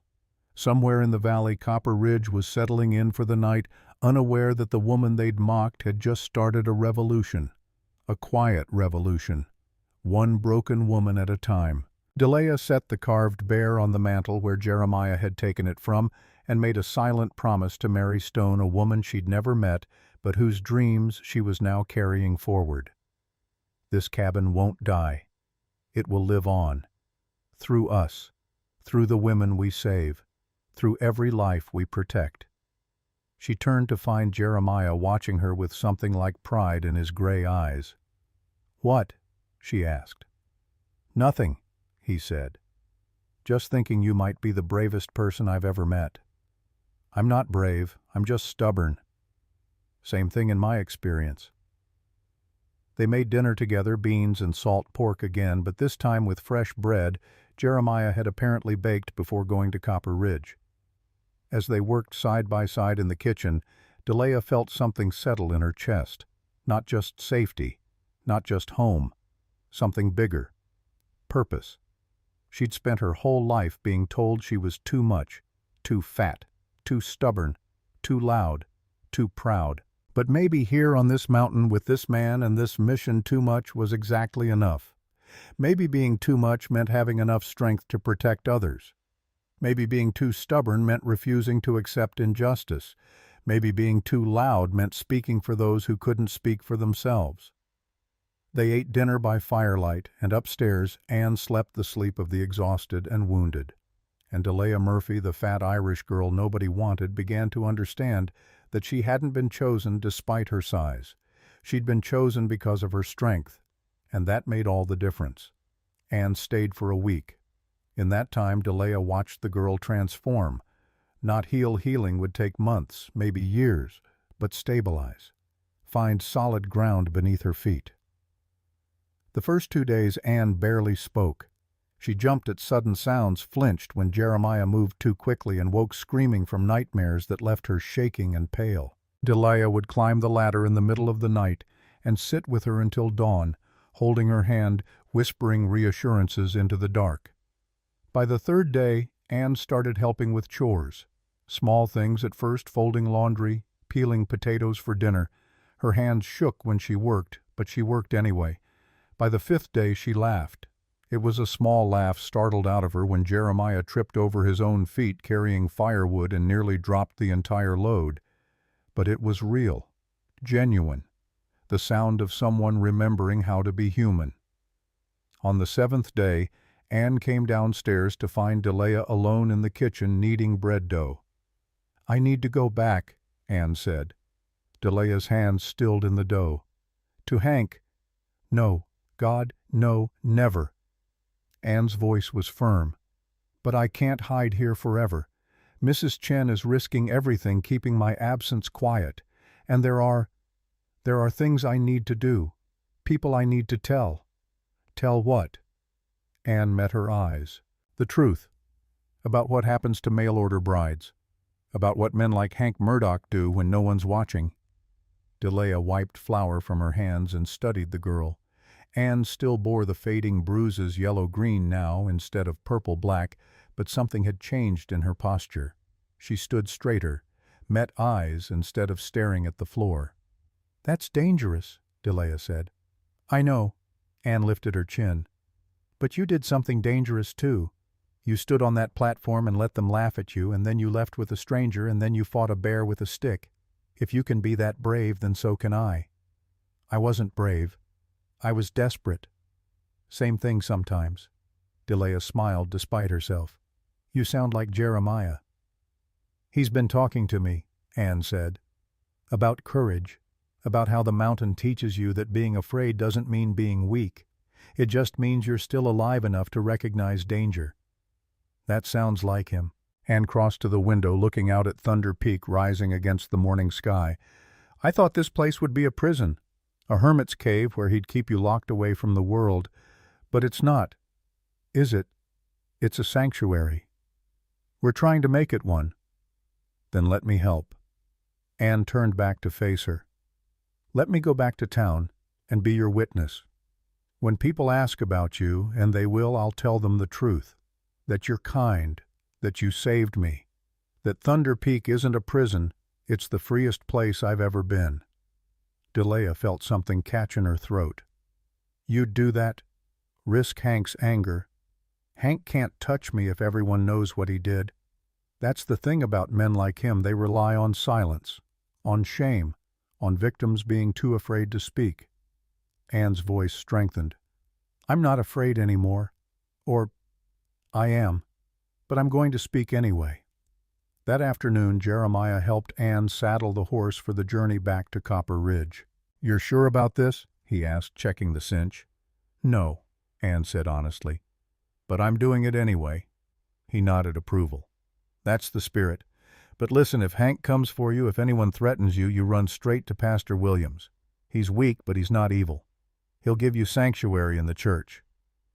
And if that doesn't work—" Jeremiah pulled a small pistol from his coat and handed it to her. "Then you use this. You know how to shoot." Anne stared at the weapon. "No." "Point it at center mass. Pull the trigger. Don't hesitate. Can you do that if you have to?" She took the pistol with trembling hands. "I think so." "Good enough." He helped her mount. "Delia and I will come to town in a few days. Check on supplies. Check on you. Until then, stay smart. Stay safe." Anne nodded. Then she looked down at Delia standing beside the horse. "Thank you," Anne said, "for seeing me as a person, not just damaged goods." "You were never damaged," Delia said firmly. "You were hurt. There's a difference." Anne's eyes welled with tears, but she blinked them back and urged the horse forward. They watched her ride down the mountain trail until she disappeared into the tree line. "She'll be all right," Jeremiah said quietly. "How do you know?" "Because she's got something to fight for now. That changes everything." That night Delia couldn't sleep. She lay in her bed listening to the cabin creak and settled to the wind moving through the pines, to Jeremiah's steady breathing from across the hall. But her mind wouldn't quiet. Finally she gave up. She wrapped a shawl around her shoulders and climbed down the ladder, moving quietly so as not to wake Jeremiah. The fire had burned down to coals, but they still gave off enough light to see by. Delia settled into the rocking chair, Mary's chair, and let herself rock slowly, thinking. A week ago she'd been standing on an auction platform being mocked by strangers. Now she was here, in a home that felt more real than anywhere she'd ever lived, with a man who saw her as strong instead of shameful, building something that mattered, a sanctuary for women the world had broken. It felt too good to be real, which meant her practical Boston mind whispered it probably was. "Can't sleep." Delia jumped. Jeremiah stood at the base of the ladder, bare-chested except for the white bandages wrapping his ribs. The grisly wounds were healing well. She'd checked them that morning, pleased to see no signs of infection, but the scars would be permanent. "Sorry," Delia said. "I didn't mean to wake you." "You didn't. I was already up." He crossed to the hearth and added 2 logs to the coals, coaxing the fire back to life. "Something troubling you?" "Just thinking." He settled into the chair opposite hers, his bulk making it look like doll furniture. "About—" Delia hesitated. Then, "Why did you really choose me?" Jeremiah was quiet for a long moment. The fire crackled between them, sending shadows dancing across the walls. "I told you," he said finally. "You looked like someone who'd endured—" "No." Delia stopped rocking. "That's what you said on the trail. But that's not the whole truth, is it? You could have stayed on this mountain forever. You didn't need a wife. So why come down to Copper Ridge at all? Why risk it?" He looked at her steadily. "You want the real answer? Please." "All right." He leaned forward, elbows on his knees. 3 years ago, Mary died in my arms. She'd been in labor for 2 days and there was nothing I could do. Nothing. I held her and our son while they bled out, and the last thing she said to me was, "Promise me this cabin won't die with me. Promise you'll fill it with life again." His voice had gone rough, but he didn't stop. "I made that promise. And then I broke it. For 3 years I lived here alone, too scared to let anyone in, too guilty to try again, convinced that I'd killed her by bringing her to this mountain, that any woman I chose would suffer the same fate. But you came down anyway, because I heard Mary's voice in a dream." He said it simply, without embarrassment. 3 nights before I rode to Copper Ridge, I dreamed of her sitting in that chair you're in now. She said, "Jeremiah Stone, you're breaking your promise. This cabin is dying. Go fix it." Delia's breath caught. "So I went," Jeremiah continued. "Rode down to Copper Ridge thinking I'd find, I don't know, someone young, someone who'd give me children to fill these rooms, someone to replace what I'd lost. But you chose me instead. Because the moment I saw you standing there taking their mockery without breaking, I realized something." He met her eyes across the fire. "I didn't need someone to replace Mary. I needed someone strong enough to build something new, something different. And you—" He shook his head. "You were the strongest person on that platform. Everyone else was chosen because they were pretty or young or delicate. You were left because you were real. Real meaning fat. Real meaning solid, unbreakable. The kind of person who could survive this mountain and maybe even thrive on it. He paused. I was right, wasn't I? Delia thought about the grizzly, about stitching his wounds with shaking hands, about Anne sleeping safe upstairs because Delia had refused to turn her away. Maybe, she whispered. No, maybe about it.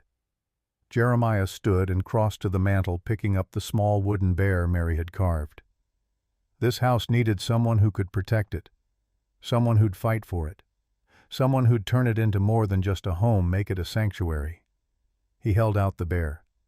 Mary made this, but I think she made it for you. For whoever would be brave enough to carry her dream forward. Delia took the carving, her fingers closing around the smooth wood. What was her dream exactly? Come with me. Jeremiah led her to Mary's studio. He hadn't been up here since Anne left. Delia could tell from the dust settling on the half-finished paintings. He moved to the small table by the window and picked up Mary's diary. I've never read this, he said. After she died, I couldn't. It felt too raw. But maybe it's time. He opened it to a marked page, a ribbon Mary must have left there, and read aloud. May 3rd, 1873. I found something today that could change everything. A vein of silver in the hillside, thick as my arm, running deep into the mountain. I showed no one, not even Jeremiah, because I know what would happen. Prospectors would come, my brother Crawford would hear about it, and this peaceful place would become a war zone over greed. Delia's eyes widened. She found the silver, apparently. Jeremiah kept reading. But I have a plan. When Thomas is born, when he's old enough to understand, I'll use this silver to build something beautiful. A school, I think. Not for the rich children in Copper Ridge who already have everything. For the poor children. The ones who work in mines at 8 years old. The ones who'll never learn to read unless someone teaches them. His voice cracked slightly, but he continued. This mountain took so much from so many men who died mining its depths, families who lost everything to its harsh winters. It's time the mountain gave something back, and I'll be the one to make it happen. This silver will educate hundreds of children. It will break cycles of poverty. It will turn suffering into hope. He lowered the diary. She died that night. Went into labor unexpectedly, and she never got to tell me about the silver. Never got to explain her dream. But you found it anyway. A year later, digging out her garden bed, saw the glint of metal and followed it into the hillside. He looked at Delia.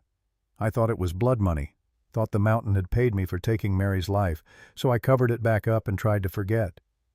But it wasn't blood money, Delia said softly. It was Mary's gift, her plan to turn pain into purpose. I see that now.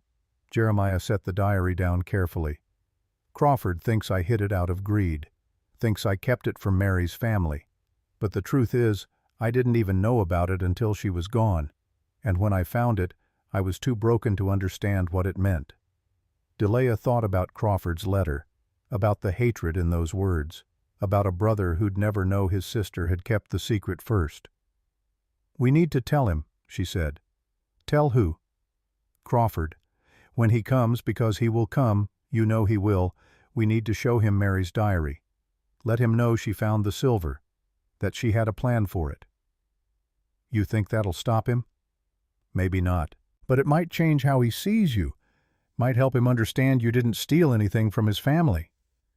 Jeremiah looked at her for a long moment. You want to show mercy to a man who's threatening us? I want to show him the truth. What he does with it is his choice. And if he still comes for blood, then we defend ourselves. Delia's voice was steady. But at least we'll know we tried. Jeremiah smiled that rare, warm smile. You're a better person than I am. I'm a person who understands what it's like to be wrong about someone.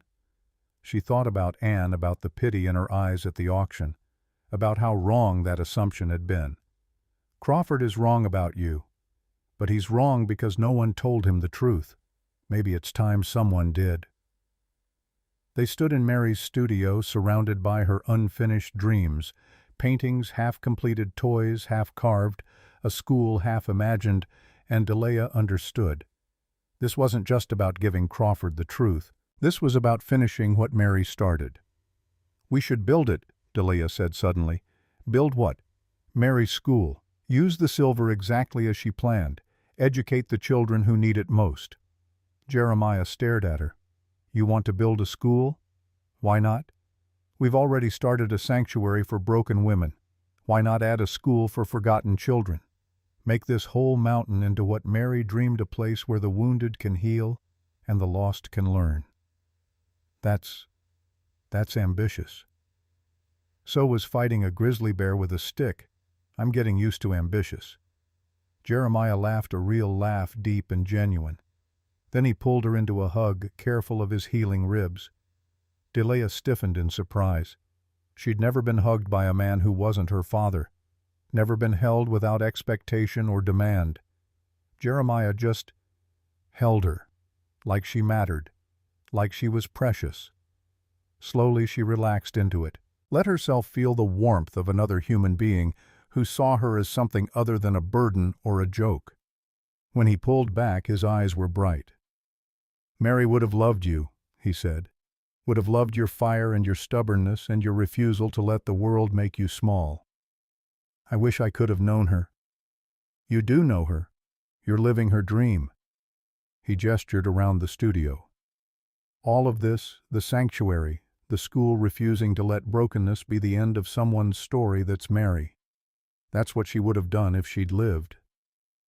Delia looked at the half-finished painting of Thunder Peak at sunrise, at the toys waiting for children who would finally come, at the diary full of dreams deferred but not destroyed. "Then let's do it right," she said.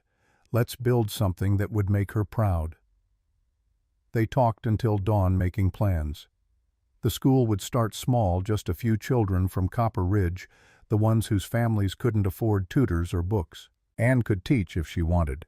She'd been a teacher's daughter in Boston, had the education for it. The sanctuary would expand. They'd add rooms to the cabin, not this year but next, make space for more women who needed safety, and the silver would fund it all. Not all at once. Jeremiah knew enough about mining to extract it slowly, carefully, without drawing attention, but steadily. Enough to build, enough to sustain, enough to turn Mary's dream into reality. As the sun rose over Thunder Peak, painting the sky in shades of pink and gold, Delia felt something settle in her chest. Purpose. Not just surviving, not just enduring, building, creating, transforming pain into hope, exactly as Mary had planned. 4 days later, Jeremiah and Delia rode down to Copper Ridge. The journey was easier this time. Jeremiah's wounds had healed enough that he could ride without wincing, and Delia had learned to sit a horse properly, moving with its rhythm instead of fighting it. But as they approached the town, Delia's stomach knotted with anxiety. The last time she'd been here, she'd stood on that platform being mocked, being laughed at, being left behind like unwanted merchandise. What would they say now, seeing her return as Jeremiah Stone's wife? "You all right?" Jeremiah asked, sensing her tension. "Just nervous. They can't hurt you now. They can try." "Let them." His voice was hard. "You're not the same woman who stood on that platform. You're stronger now. They'll see it." Delia hoped he was right. They entered Copper Ridge around midday when the main street was busiest. Heads turned as they passed. Conversations stopped. Someone pointed. Delia kept her eyes forward, refusing to look away, refusing to shrink. They tied the horse outside the general store, and Jeremiah helped her down. His hand lingered on her waist, a subtle, claiming a message to anyone watching. "She's mine, and I'm proud of it." Inside the store, Mrs. Chen was restocking shelves. When she saw them, her face broke into a genuine smile. "Mrs. Stone," she said warmly. "Mr. Stone, welcome back." "Is Anne all right?" Delia asked immediately. "She's well, staying with me still. Hank hasn't—" She glanced toward the door, lowering her voice. "He hasn't come for her yet, but he's been asking questions, making threats." "What kind of threats?" "The legal kind. Says she's stolen property. Says he'll have the sheriff force me to return her." Jeremiah's jaw tightened. "Has the sheriff done anything?" "Not yet, but Weatherby's been putting pressure on him. Says it's bad for business if mail-order brides can just run away whenever they please. Delia felt anger rise hot in her throat. Anne isn't merchandise. I know that. You know that. Mrs. Chen shook her head. But the law doesn't see it that way, and Weatherby owns half this town. What he wants usually happens. Not this time, Delia said. She didn't know where the certainty came from, but standing in this store in this town that had mocked her, she felt something new. Not fear, fury. They bought supplies, flour, sugar, coffee, ammunition, and Delia was acutely aware of the whispers following them through the store.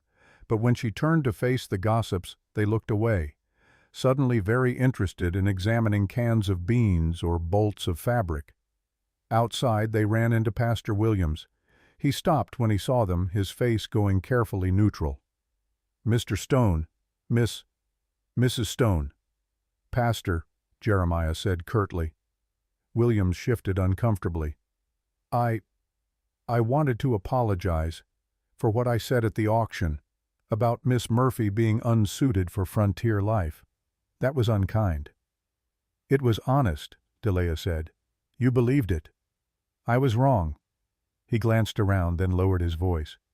I've been hearing things about what you did for Ann Whitmore, about how she's healing at Mrs.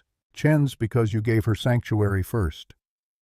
And I wanted you to know, if she needs a place to stay, the church has a spare room. I can't offer much, but I can offer safety. Weatherby doesn't own the church. Not yet, anyway. Delia studied him. Why risk Weatherby's anger? Williams looked old suddenly, tired. Because my daughter came home crying last week, said the other children were making fun of a new girl whose father couldn't afford shoes. And I realized I've been letting men like Weatherby define what matters in this town. Money, property, respectability. He met her eyes. But you stood on that platform and took their mockery and didn't break. That's real strength. That's what I should be teaching Emma. Not whatever lessons I've been preaching that make cruelty acceptable. Something in Delia's chest loosened. Thank you, Pastor. Don't thank me yet. I haven't done anything brave, but... He straightened his shoulders. I'm trying to start. They parted ways and Delia felt a small hope kindling. Maybe the town wasn't entirely against them. Maybe there were allies here hiding in the spaces between Weatherby's influence. They were heading back to the horse when a small figure darted out from behind the church. Emma Williams, the pastor's daughter. She couldn't have been more than 10, all skinny limbs and wild brown hair. She ran straight to Delia and held out a bouquet of wildflowers, lupine, and paintbrush, hastily picked and already wilting. "These are for you," Emma said breathlessly. "Mama said you're the bravest woman in Copper Ridge. She said being fat don't make you less. She said you stood up there and didn't cry even when they laughed." Delia's throat tightened. She knelt down to Emma's level and took the flowers. "Thank you, sweetheart. These are beautiful. Mama says when I grow up I should be like you, strong on the inside where it counts." "Your mama sounds very wise." Emma beamed. Then she leaned in close and whispered, "Is it true you fought a bear?" Delia glanced at Jeremiah, who was trying very hard not to smile. "It's true," she whispered back. "But don't tell anyone. It's our secret." Emma's eyes went wide. "Can you teach me to be that brave?" "You're already brave," Delia said. "You ran out here to give me flowers when other people might have been too scared. That takes courage." Emma threw her arms around Delia's neck in an impulsive hug, then darted away giggling. Delia stood slowly clutching the wilting flowers. "See," Jeremiah said quietly, "they don't all hate you." "No," Delia agreed, "but the ones who do are louder." As if summoned by her words, Cornelius Weatherby emerged from his office across the street. He saw them, and his expression went cold. He crossed the dusty road in sharp, angry strides. "Stone," he said curtly, "and the merchandise." "My wife," Jeremiah corrected, his voice dangerous. "You'll address her with respect." "Respect?" Weatherby's smile was sharp as a knife. "She's breach of contract. You took her before the paperwork was finalized. Legally, she still belongs to my company." "I paid you double," Jeremiah said. "In gold. We had witnesses. Witnesses who won't testify against me." Weatherby's eyes glittered. "You're harboring stolen property, Stone, and now I hear you're doing the same with Ann Whitmore. That girl is legally married to Hank Murdoch. You have no right. I have every right to protect women from men who beat them. You have no proof of abuse, just the word of a hysterical girl who ran away from her marital duties." Delia felt rage boil up inside her. Before Jeremiah could respond, she stepped forward. "I have proof," she said. "I saw the bruises. I treated her wounds, and I'll testify in any court that asks." Weatherby looked at her like she was an insect. "Your testimony is worthless. You're not even a legal resident of this territory. You're a runaway bride with delusions of grandeur." "Then I'll testify too," said a new voice. Mrs. Chen had come out of the general store. She stood on the wooden sidewalk, arms crossed, her face set. "And I'll testify," Pastor Williams said, emerging from the church. "As will I," said a fourth voice. Delia turned to see Anne herself standing in the doorway of Mrs. Chen's laundry. She looked terrified, but she didn't back down. "I'll tell everyone what Hank Murdoch did to me," Anne said, her voice shaking but clear. "Every bruise, every broken rule, every night I went to bed afraid he'd kill me. I'll tell it all." Weatherby's face went purple. "You ungrateful little—" "That's enough." The sheriff had appeared, drawn by the commotion. Thomas Briggs was a heavy-set man in his 50s with a graying mustache and tired eyes. "Mr. Weatherby, I think you should step back." "Sheriff, I'm glad you're here." "Arrest this woman for—" "For what?" Briggs asked. "Speaking last, I checked that wasn't illegal. For breach of contract, for theft, for—" "I'll need to see proof of those claims." Briggs crossed his arms. "Got any paperwork showing Miss Whitmore consented to her marriage? Any documents proving Mrs. Stone here owes you money?" Weatherby sputtered. "It's all in my office." "Then fetch it. Until I see legal documents signed and witnessed, I'm not arresting anyone." "You're on my payroll, Briggs. Don't forget that." The sheriff's face hardened. "I took your money, Weatherby. That's true, and I'm not proud of it. But I'm still the law in this town, and the law says I need evidence before I can make arrests." He looked at Anne. "This girl says she was beaten. You got evidence saying she wasn't—" Weatherby looked around wildly, realizing he was losing control. The crowd that had gathered was murmuring now, and not all of it sounded sympathetic to his cause. "This isn't over," Weatherby spat. "You'll regret this, all of you. Stone, when Crawford Murphy comes for you, and he will come, don't expect any help from this town." "Who's Crawford Murphy?" Delia asked. Weatherby smiled cruelly. "Mary Stone's brother. He's been asking questions about the silver mine on Thunder Peak, about how his sister died, about whether you murdered her for her inheritance." He looked at Jeremiah. "He'll be here within the week, and when he learns you've stolen another woman, that you're hoarding wealth that rightfully belongs to his family, well, let's just say justice has a way of finding men like you." He turned and stalked back to his office, slamming the door. The crowd began to disperse, conversations rising like disturbed bees. Delia looked at Jeremiah. "Crawford is Mary's brother, apparently. Does he really think you killed her?" "He might." Jeremiah's face had gone grim. "I didn't let him see her body, didn't let him attend the burial. It was winter and the passes were snowed in, and by the time he could have made it up the mountain, Mary and Thomas had been in the ground for 2 weeks. I sent him a letter explaining, but—" He shook his head. "I guess he didn't believe me." Anne approached them hesitantly. "I'm sorry. I didn't mean to cause trouble." "You didn't cause anything," Delia said firmly. She pulled Anne into a hug. "You were brave. You spoke up. That's exactly what you should have done.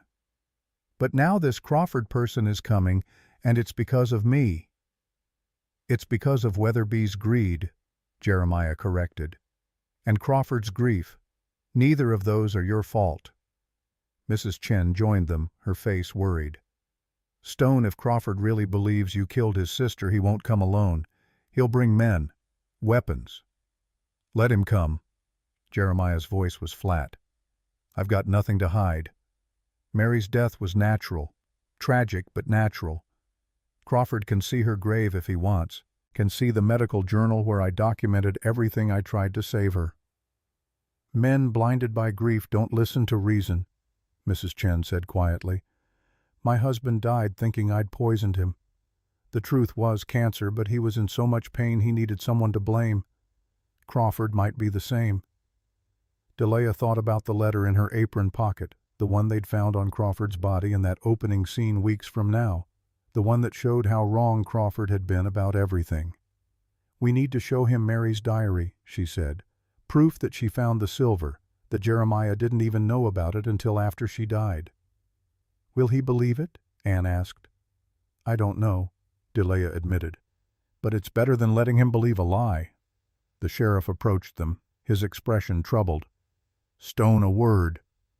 They stepped aside and Briggs spoke in a low voice. I meant what I said about needing evidence before I arrest anyone. But you should know Weatherby's been building a case. Got testimonies from some of the miners saying you're dangerous, saying you kidnapped Miss Murphy here at gunpoint. That's a lie, Delia said hotly. I know it, you know it, but on paper it looks bad. Briggs glanced around to make sure no one was listening. There's more. Weatherby's been talking to Judge Kramer over in Silver City. Got him convinced you're running some kind of criminal operation up on Thunder Peak, harboring runaways, stealing property. We're protecting women from abuse, Delia said. I believe you, but the law doesn't always see it that way. Briggs pulled a folded paper from his pocket. This is a summons. Judge wants you both in Silver City next month to answer charges. Jeremiah took the paper, his face darkening as he read. This is legal what he's doing, weaponizing the courts like this. Unfortunately, yes. Weatherby knows people, has money. And in the territories, money talks louder than truth. Briggs looked genuinely sorry. I'll do what I can, but you should prepare for a fight, legal and otherwise. And Crawford, that's the other problem. If Crawford comes seeking revenge and anything happens to him on your property, Weatherby will use it as proof you're dangerous. You'll hang stone, simple as that. Delia felt ice slide down her spine. They were being boxed in. Legal pressure from one side, violent revenge from another. No matter what they did, it seemed designed to destroy them. What do we do? She asked quietly. Jeremiah folded the summons and tucked it into his coat. We go home. We prepare. And we trust that the truth will be enough. And if it's not, his eyes were hard as stone, then we fight. They left Copper Ridge as the sun touched the western peaks, painting the sky blood red. Behind them the town watched with 100 eyes, some sympathetic, some hostile, most just curious about how this would all end. Delia clutched Emma's wilting flowers and thought about what Jeremiah had said. The truth will be enough. But she'd lived long enough to know that sometimes the truth wasn't enough. Sometimes the truth got you killed. Crawford Murphy arrived on Thunder Peak 5 days later. He didn't come alone. Delia was in the garden newly planted with seeds Jeremiah had been saving when she heard the horses, 6 of them moving up the trail at a steady pace. She straightened her hand, going to the knife at her belt. Jeremiah had insisted she carry it at all times now. Better to have it and not need it than need it and not have it. Jeremiah, she called. He emerged from the barn, his face already set in hard lines.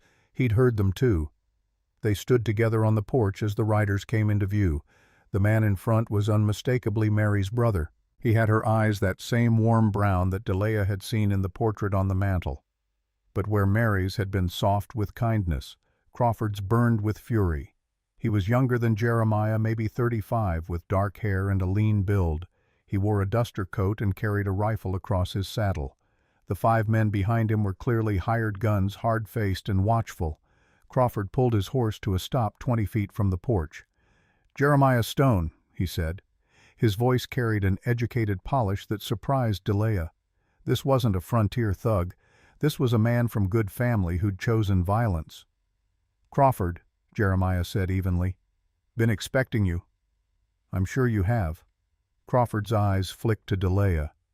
This the replacement the fat whore Weatherby says you kidnapped." Jeremiah's hand moved toward his rifle, but Delia touched his arm. "I'm Cordelia Stone," she said clearly, "Jeremiah's wife, and I came here of my own free will." "That's what they all say at first." Crawford dismounted smoothly, "before they realize they're prisoners." "I'm not a prisoner." "We'll see." Crawford gestured to his men. "Search the property, look for signs of the silver mine, and check for other women Weatherby says Stone's been collecting runaways." "You're trespassing," Jeremiah said, his voice deadly quiet. "This is my land. You have no right." "I have every right." Crawford pulled a paper from his coat. "This is a warrant from Judge Kramer. Authorizes me to search for stolen property and evidence of criminal activity. You want to argue, you argue with the law." Delia's heart sank. Weatherby had moved faster than they'd expected. Jeremiah read the warrant, his face darkening. "This is legal. Every word." Crawford smiled without warmth. "Now step aside or I'll have my men remove you." For a moment Delia thought Jeremiah would fight. She could see it in the set of his shoulders, the way his hand tightened on the rifle. But he stepped aside. "Search," he said flatly. "You won't find anything criminal." Crawford's men spread out, 3 heading for the barn and outbuildings, 2 entering the cabin. Delia wanted to follow them to make sure they didn't destroy anything, but Jeremiah's hand on her arm kept her in place. "Let them look," he murmured. "We've got nothing to hide." Crawford himself walked a slow circle around the porch, studying the cabin with an expression Delia couldn't quite read. "She built this," he said finally. "Mary, did you know that she sketched the plans, chose where every window would go, insisted on the porch, wrapping all the way around, said a house should embrace you, not box you in?" "I know," Jeremiah said. "I followed her plans exactly. And then you let her die in it." "She died in childbirth, Crawford. I couldn't. You brought her here." Crawford's control shattered. "She wanted to stay in town where there were doctors, but you insisted on this godforsaken mountain, insisted on playing hermit while my sister died trying to give you an heir.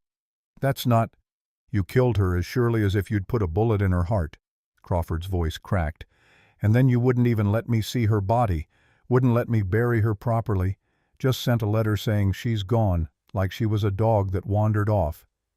Jeremiah's face had gone pale. "The passes were snowed in. By the time you could have preserved the body, could have waited for spring." Crawford's hands were shaking. "But you didn't. You buried her in your private cemetery and kept me away like I was a stranger instead of her only family." "I was grieving." "So was I." Crawford's shout echoed off the mountains. "She was my sister. I raised her after our parents died. I taught her to read. His voice broke entirely. "I loved her, and you took her from me." Silence fell heavy and terrible. Delia saw it now, saw the grief in Crawford's eyes, raw and bleeding even after 3 years. This wasn't just about silver or property or revenge. This was about a brother who'd never gotten to say goodbye. One of Crawford's men emerged from the cabin shaking his head. "Nothing, boss. No other women. No sign of criminal activity." Crawford's jaw clenched. "The mine. Where is it?" "There is no mine," Jeremiah said.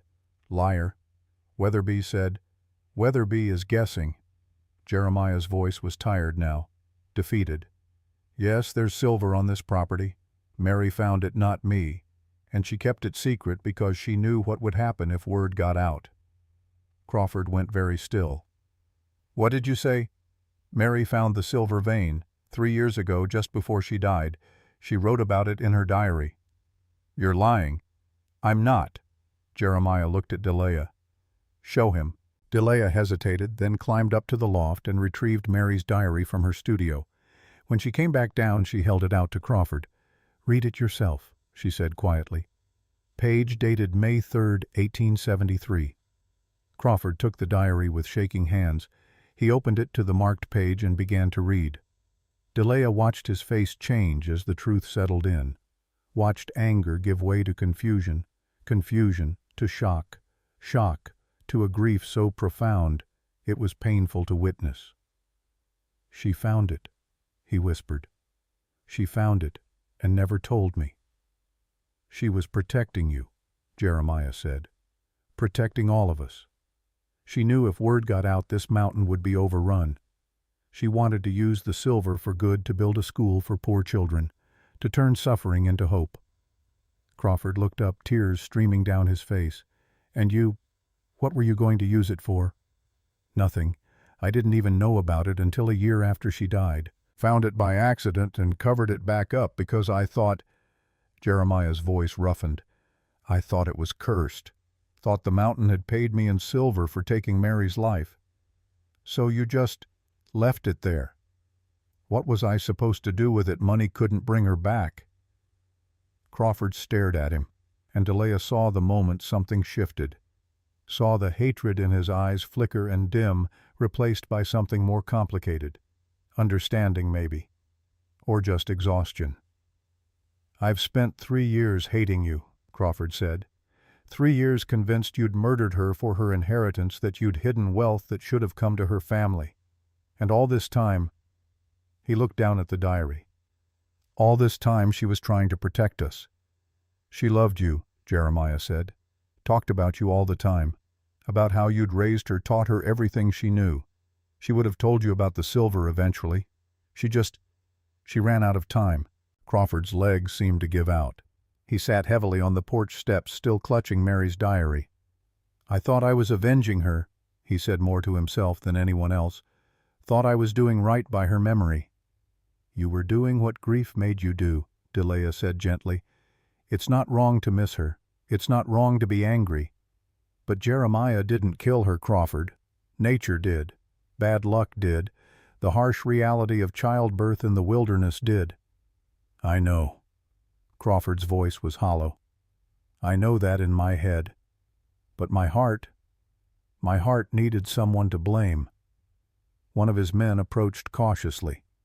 "Boss, what do we do?" Crawford looked up at the cabin, at the home Mary had designed, at the life she'd built here before it was cut short. "We leave," he said. "There's nothing here to take, no crime to punish, just—" He stood slowly, and Delia saw he'd aged a decade in the last 10 minutes. "Just a man trying to keep a promise to a woman we both loved." He handed the diary back to Delia. "Keep it, use it, build her school if you can. She'd want that." He turned to mount his horse, then paused. "Stone," he said without looking back. "I'm sorry. For the things I said, for the things I believed. I was wrong." "You weren't wrong to grieve," Jeremiah said quietly. You were wrong about who to blame." Crawford nodded once, then swung into the saddle. His men followed suit, and within moments they were riding back down the mountain trail, leaving nothing but hoof prints and the weight of 3 years' worth of misdirected rage. Delia and Jeremiah stood on the porch watching them go. "That's it?" Delia asked. "He just leaves?" "He got what he came for," Jeremiah said. "Not revenge, truth. Sometimes truth is enough to stop a war before it starts." But even as he said it, Delia felt uneasy. Crawford might have been satisfied with the truth, but Weatherby wasn't here for truth. He was here for money and control. And men like that didn't stop just because they were wrong. 3 days after Crawford left, Sheriff Thomas Briggs rode up to Thunder Peak alone. Delia was the first to see him. She'd been hanging laundry on the line sheets that smelled of soap and mountain air when she caught the sound of a single horse climbing the trail. "Jeremiah," she called, "someone's coming." He emerged from the barn, rifle in hand, but when he saw it was just Briggs, he lowered the weapon. "Sheriff," Jeremiah said as Briggs dismounted, "this is unexpected." Briggs looked tired, older than his years. He glanced around to make sure they were alone before speaking. "Weatherby's been arrested," he said without preamble. Delia nearly dropped the wet sheet she was holding. "What?" "Judge Kramer got tipped off about some irregularities in Weatherby's business dealings. Turns out he's been forging mail-order bride contracts for years, claiming women consented when they didn't, pocketing payments from men who never existed." Briggs shook his head. Whole operation was fraudulent from the start.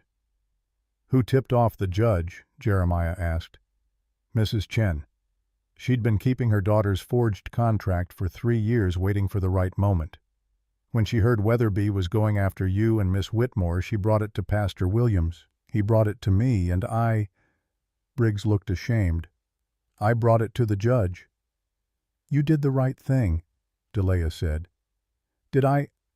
I took Weatherby's money for years. Looked the other way while he sold women like cattle. I knew what he was doing, and I let it happen because it was easier than fighting him. Briggs met her eyes. I'm not a good man, Mrs. Stone, but I'm trying to do better. Better is all any of us can do, Jeremiah said. Briggs pulled a folded paper from his pocket. This is for you. Official notice that all charges against you have been dropped. The warrant Crawford was carrying issued based on Weatherby's false testimony. It's been voided. Jeremiah took the paper, read it, and some of the tension left his shoulders. So it's over. The legal part. Yes, Weatherby's going to prison. His contracts are being dissolved. Women who were sold through his operation are being offered passage back east if they want it, or legal release from their marriages if they choose to stay. And Anne, Delia asked, free. Hank Murdoch's trying to contest it, but without Weatherby backing him up, he doesn't have a case. Miss Whitmore is a free woman. Relief flooded through Delia so strongly her knees went weak. Thank God. Don't thank God. Thank Mrs. Chen and Pastor Williams, and Anne herself for being brave enough to speak up. Briggs shifted uncomfortably. There's one more thing. What? Anne wants to come back here, to Thunder Peak. She's asking if the offer to stay still stands. Delia looked at Jeremiah. He nodded. Of course it does, Delia said. Tell her she's welcome, always. Briggs smiled a real smile, reaching his tired eyes. I'll let her know. He mounted his horse, then paused. For what it's worth, Mrs. Stone, you changed this town. Maybe not all of it. Maybe not forever. But you made people like me remember that we're supposed to protect the vulnerable, not just the powerful. That's worth something. It's worth everything, Delia said softly.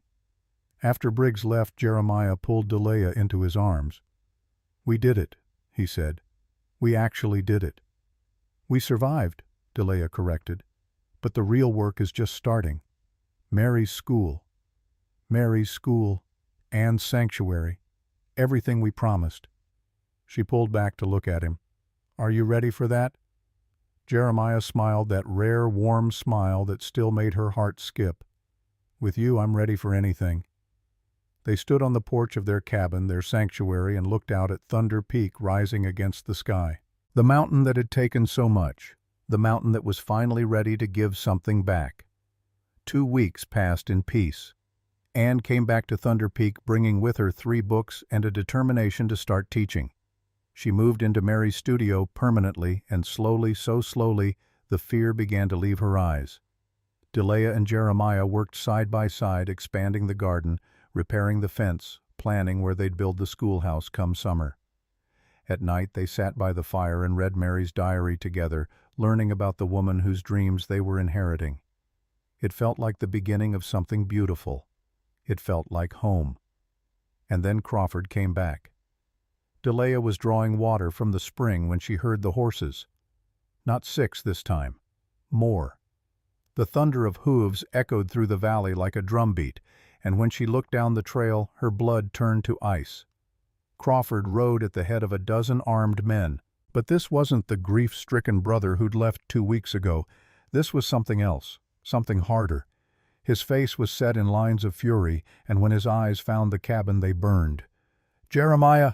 Delia screamed. He burst from the barn, saw the riders, and his face went white. Get inside, both of you, now! Anne had been hanging laundry. She dropped the basket and ran.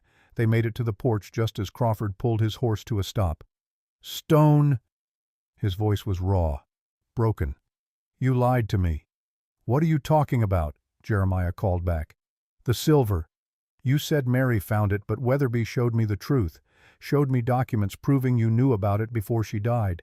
That you brought her here to die so you could keep it all. Delea's stomach dropped. Weatherby. Even from a jail cell he was still poisoning minds. Those documents are forgeries, Jeremiah said. Crawford, we showed you Mary's diary. You could have written that. Could have faked the whole thing. Crawford's voice cracked. I wanted to believe you. God, I wanted to. But then I talked to the miners.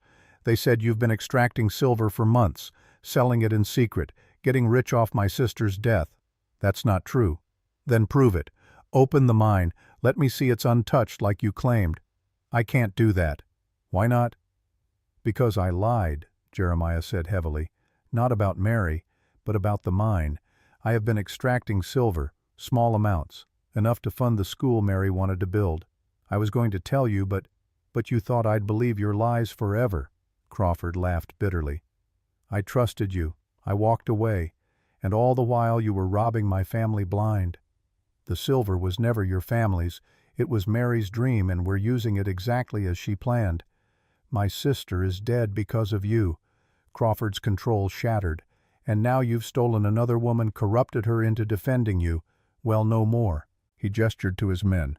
Burn them out, take the silver, and bring me Stone's head. Delea's world tilted. This was it. The moment from the opening scene. The siege she'd already lived through in that flash forward. Inside, Jeremiah said quietly. Bar the door. Load every gun we have. They retreated into the cabin and the siege began. The first shot shattered the window above the hearth. Delea dropped flat, pulling Anne down with her. Glass rained across the floor, glittering like ice in the firelight. Stay low, Jeremiah shouted. He was already at the gun slits he'd cut in the shutters, firing measured shots at Crawford's men. Delea crawled to the weapons chest and pulled out the shotgun. Her hands shook as she loaded it, the same hands that had stitched Jeremiah's wounds, that had held Anne through her nightmares, that had kneaded bread and planted gardens and built something worth protecting. Now they would hold a weapon. Now they would fight. Anne crouched beside her, pale but determined. What can I do? Load shells, Delea said. Keep them coming. Outside, Crawford's voice rose above the gunfire.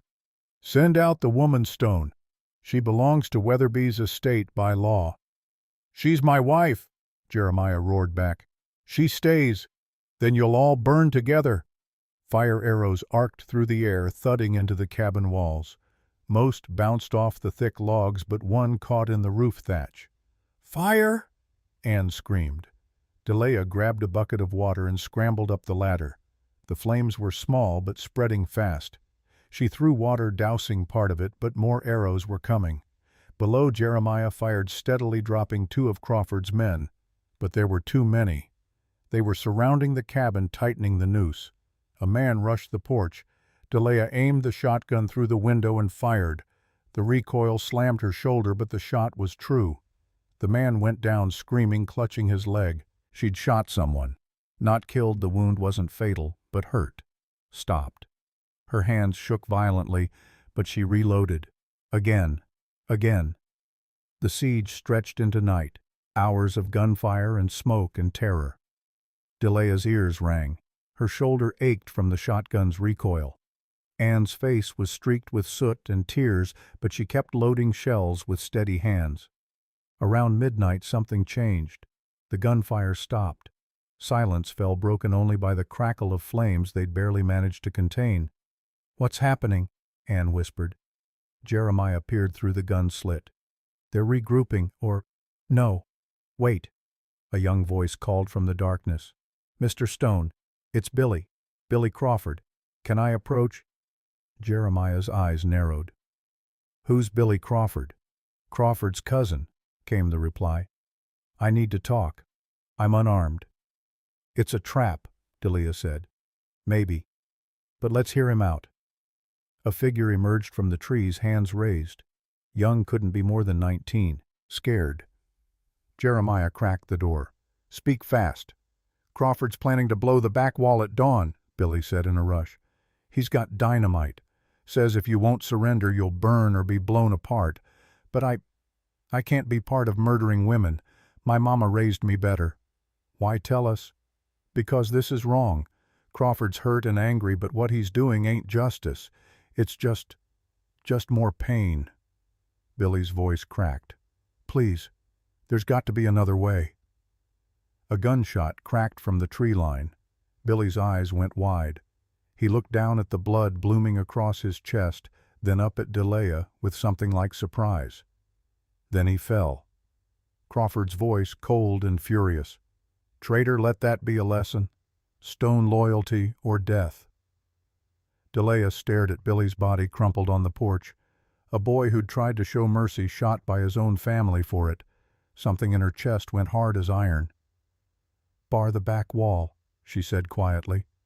Reinforce it. And when Crawford comes at dawn, she looked at Jeremiah. We end this. Dawn came gray and cold. Delia stood by the window, shotgun loaded, watching the tree line. Beside her, Anne held a pistol with white-knuckled hands. Jeremiah was at the back wall, rifle ready for the assault he knew was coming. They'd barricaded the weak point with everything they had, furniture, water barrels, bags of flour. It might hold against dynamite. Might not. Either way, this ended today. Crawford's voice rang out across the clearing. Last chance, Stone, send out the women. Keep your mind. I'll even let you live. No, Jeremiah called back. Then damn you all. The explosion came not from the back wall, but from the side. Crawford had lied about his angle. The blast tore through the kitchen, sending splinters and smoke and flame roaring through the cabin. Delia was thrown backward, her ears ringing, vision blurred. Through the smoke she saw figures pouring through the gap. Crawford's men. Jeremiah was shooting, dropping them as they came, but there were too many. They'd break through. Crawford himself came through the door. Not the gap, the front door, which he kicked in with savage force. His pistol was already drawn, aimed at Jeremiah's back. Finally, Crawford said. Finally I can... Delia shot him. The blast caught him in the chest, spinning him around. His gun fired wild, the bullet thudding into the ceiling. Crawford staggered, looked down at the blood spreading across his shirt, then up at Delia. You! He gasped. You actually... She lowered the smoking shotgun, her whole body shaking. Crawford fell to his knees. His hand scrabbled at his coat, pulling out something, a letter. It fell from his fingers as he collapsed forward. Dead. The remaining men saw their leader fall and broke, fled back through the breach, back into the forest, their courage dying with Crawford. Silence fell. Delia dropped the shotgun. It clattered against the floor, loud in the terrible quiet. She'd killed him. Not wounded, not stopped. Killed. Anne was crying. Jeremiah was moving toward her, but Delia couldn't hear what he was saying.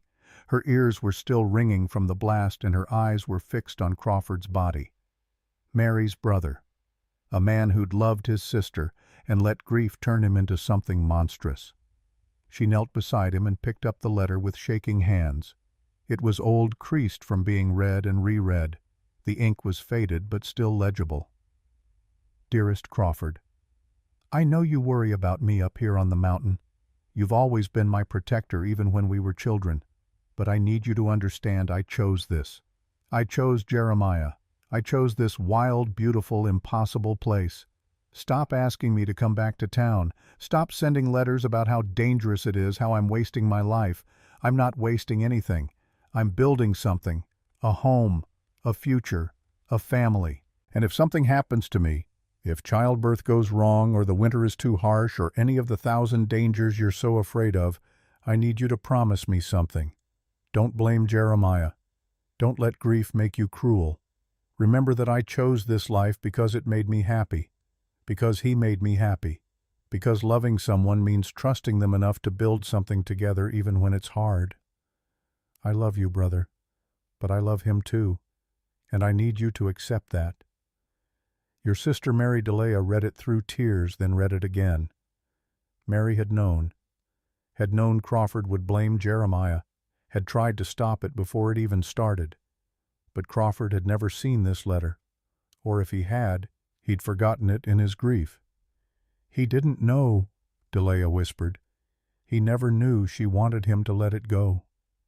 Jeremiah knelt beside her, his hand on her shoulder. You saved us. You saved all of us. I killed him. You stopped a man who was going to murder us all. His voice was firm. That's not the same as killing in cold blood. That's survival. It doesn't feel like survival. It feels like... She couldn't find the words. Anne joined them, her small hand slipping into Delea's. It feels like breaking something that can't be fixed. But he broke it first. When he shot Billy. When he chose revenge over truth.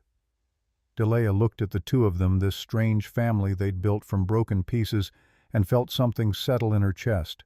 Not peace, not yet, but acceptance. She'd done what she had to do. She'd protected what mattered, and if that made her a killer, then so be it.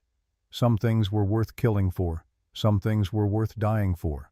And this sanctuary, this impossible dream of safety and hope and second chances, was both.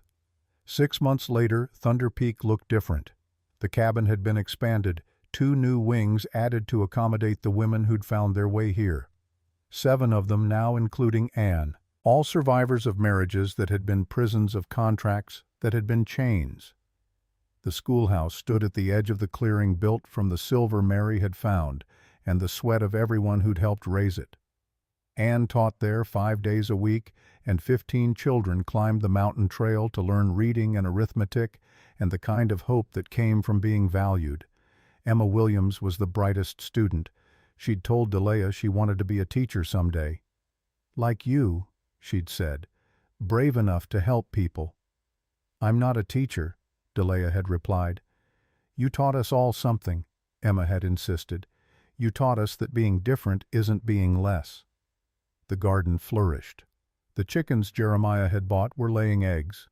The barn held 3 goats and a cow, and fresh milk made everything taste better.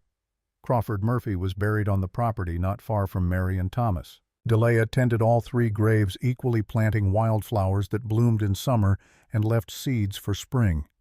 She'd written to Crawford's remaining family explaining everything, sending them Mary's diary and letter both. She'd never received a reply, but that was all right. Some wounds couldn't be healed by words. Some forgiveness had to come from time. Pastor Williams visited monthly, bringing supplies and news from Copper Ridge. Weatherby had been sentenced to 20 years in prison.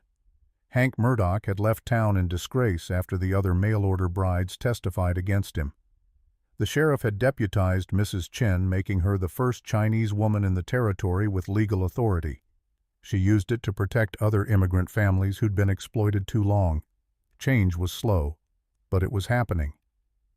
One evening, as summer turned toward fall, Delea stood on the porch watching the sunset paint Thunder Peak in shades of gold and crimson.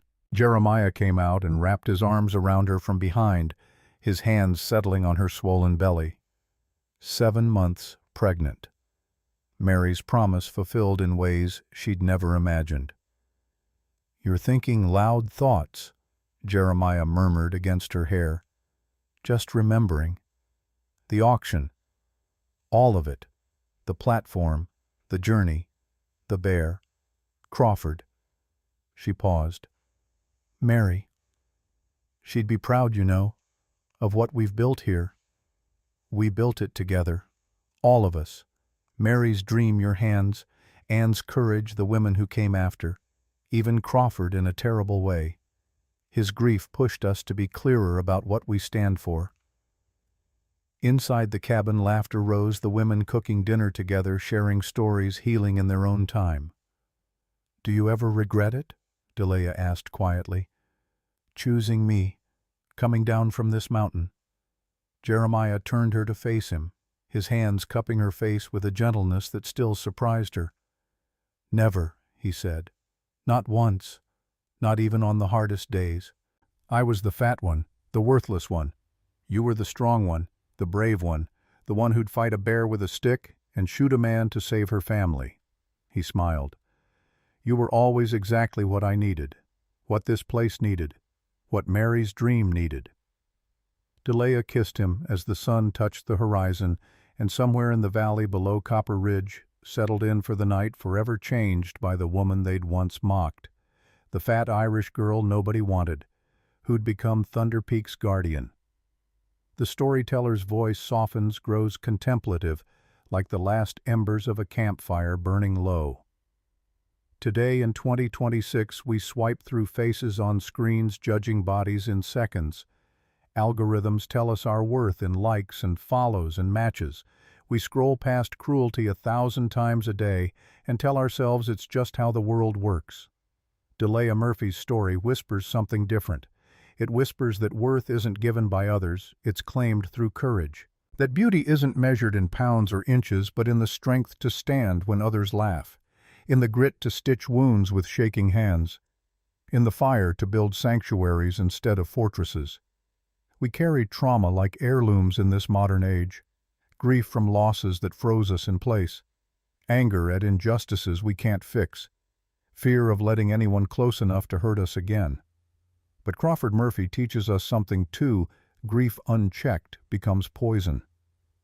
Pain passed on instead of processed destroys not just ourselves, but everyone we touch.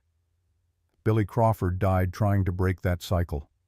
Mary's letter begged her brother to break it too. Some broke it. Some didn't. The choice is always ours. In 2026, we've built walls higher than any mountain. Digital walls, emotional walls, walls that keep pain out but also keep connection away. We tell ourselves we're protecting ourselves, but really we're just alone. Delia chose differently. She took the hand of a stranger and climbed toward the unknown. She opened her home to broken women when closing the door would have been safer. She turned a cabin into a sanctuary when a fortress would have been easier. That's the lesson Thunder Peak teaches across 150 years. The dead don't want our eternal mourning. They want us to live the dreams they couldn't finish. Promises aren't chains, they're seeds waiting to be planted. And the greatest strength isn't in building walls to keep danger out. It's in setting tables big enough to invite healing in. The mountain still stands. The sanctuary still grows. And somewhere in every one of us there's a Delia waiting to be chosen, not by someone else's approval, but by our own refusal to be small. So the question remains here in 2026 as you scroll and swipe and measure yourself against impossible standards. Will you build fortresses, or will you set tables? Will you pass on the hurt, or will you break the cycle? Thunder Peak is waiting. The choice has always been yours.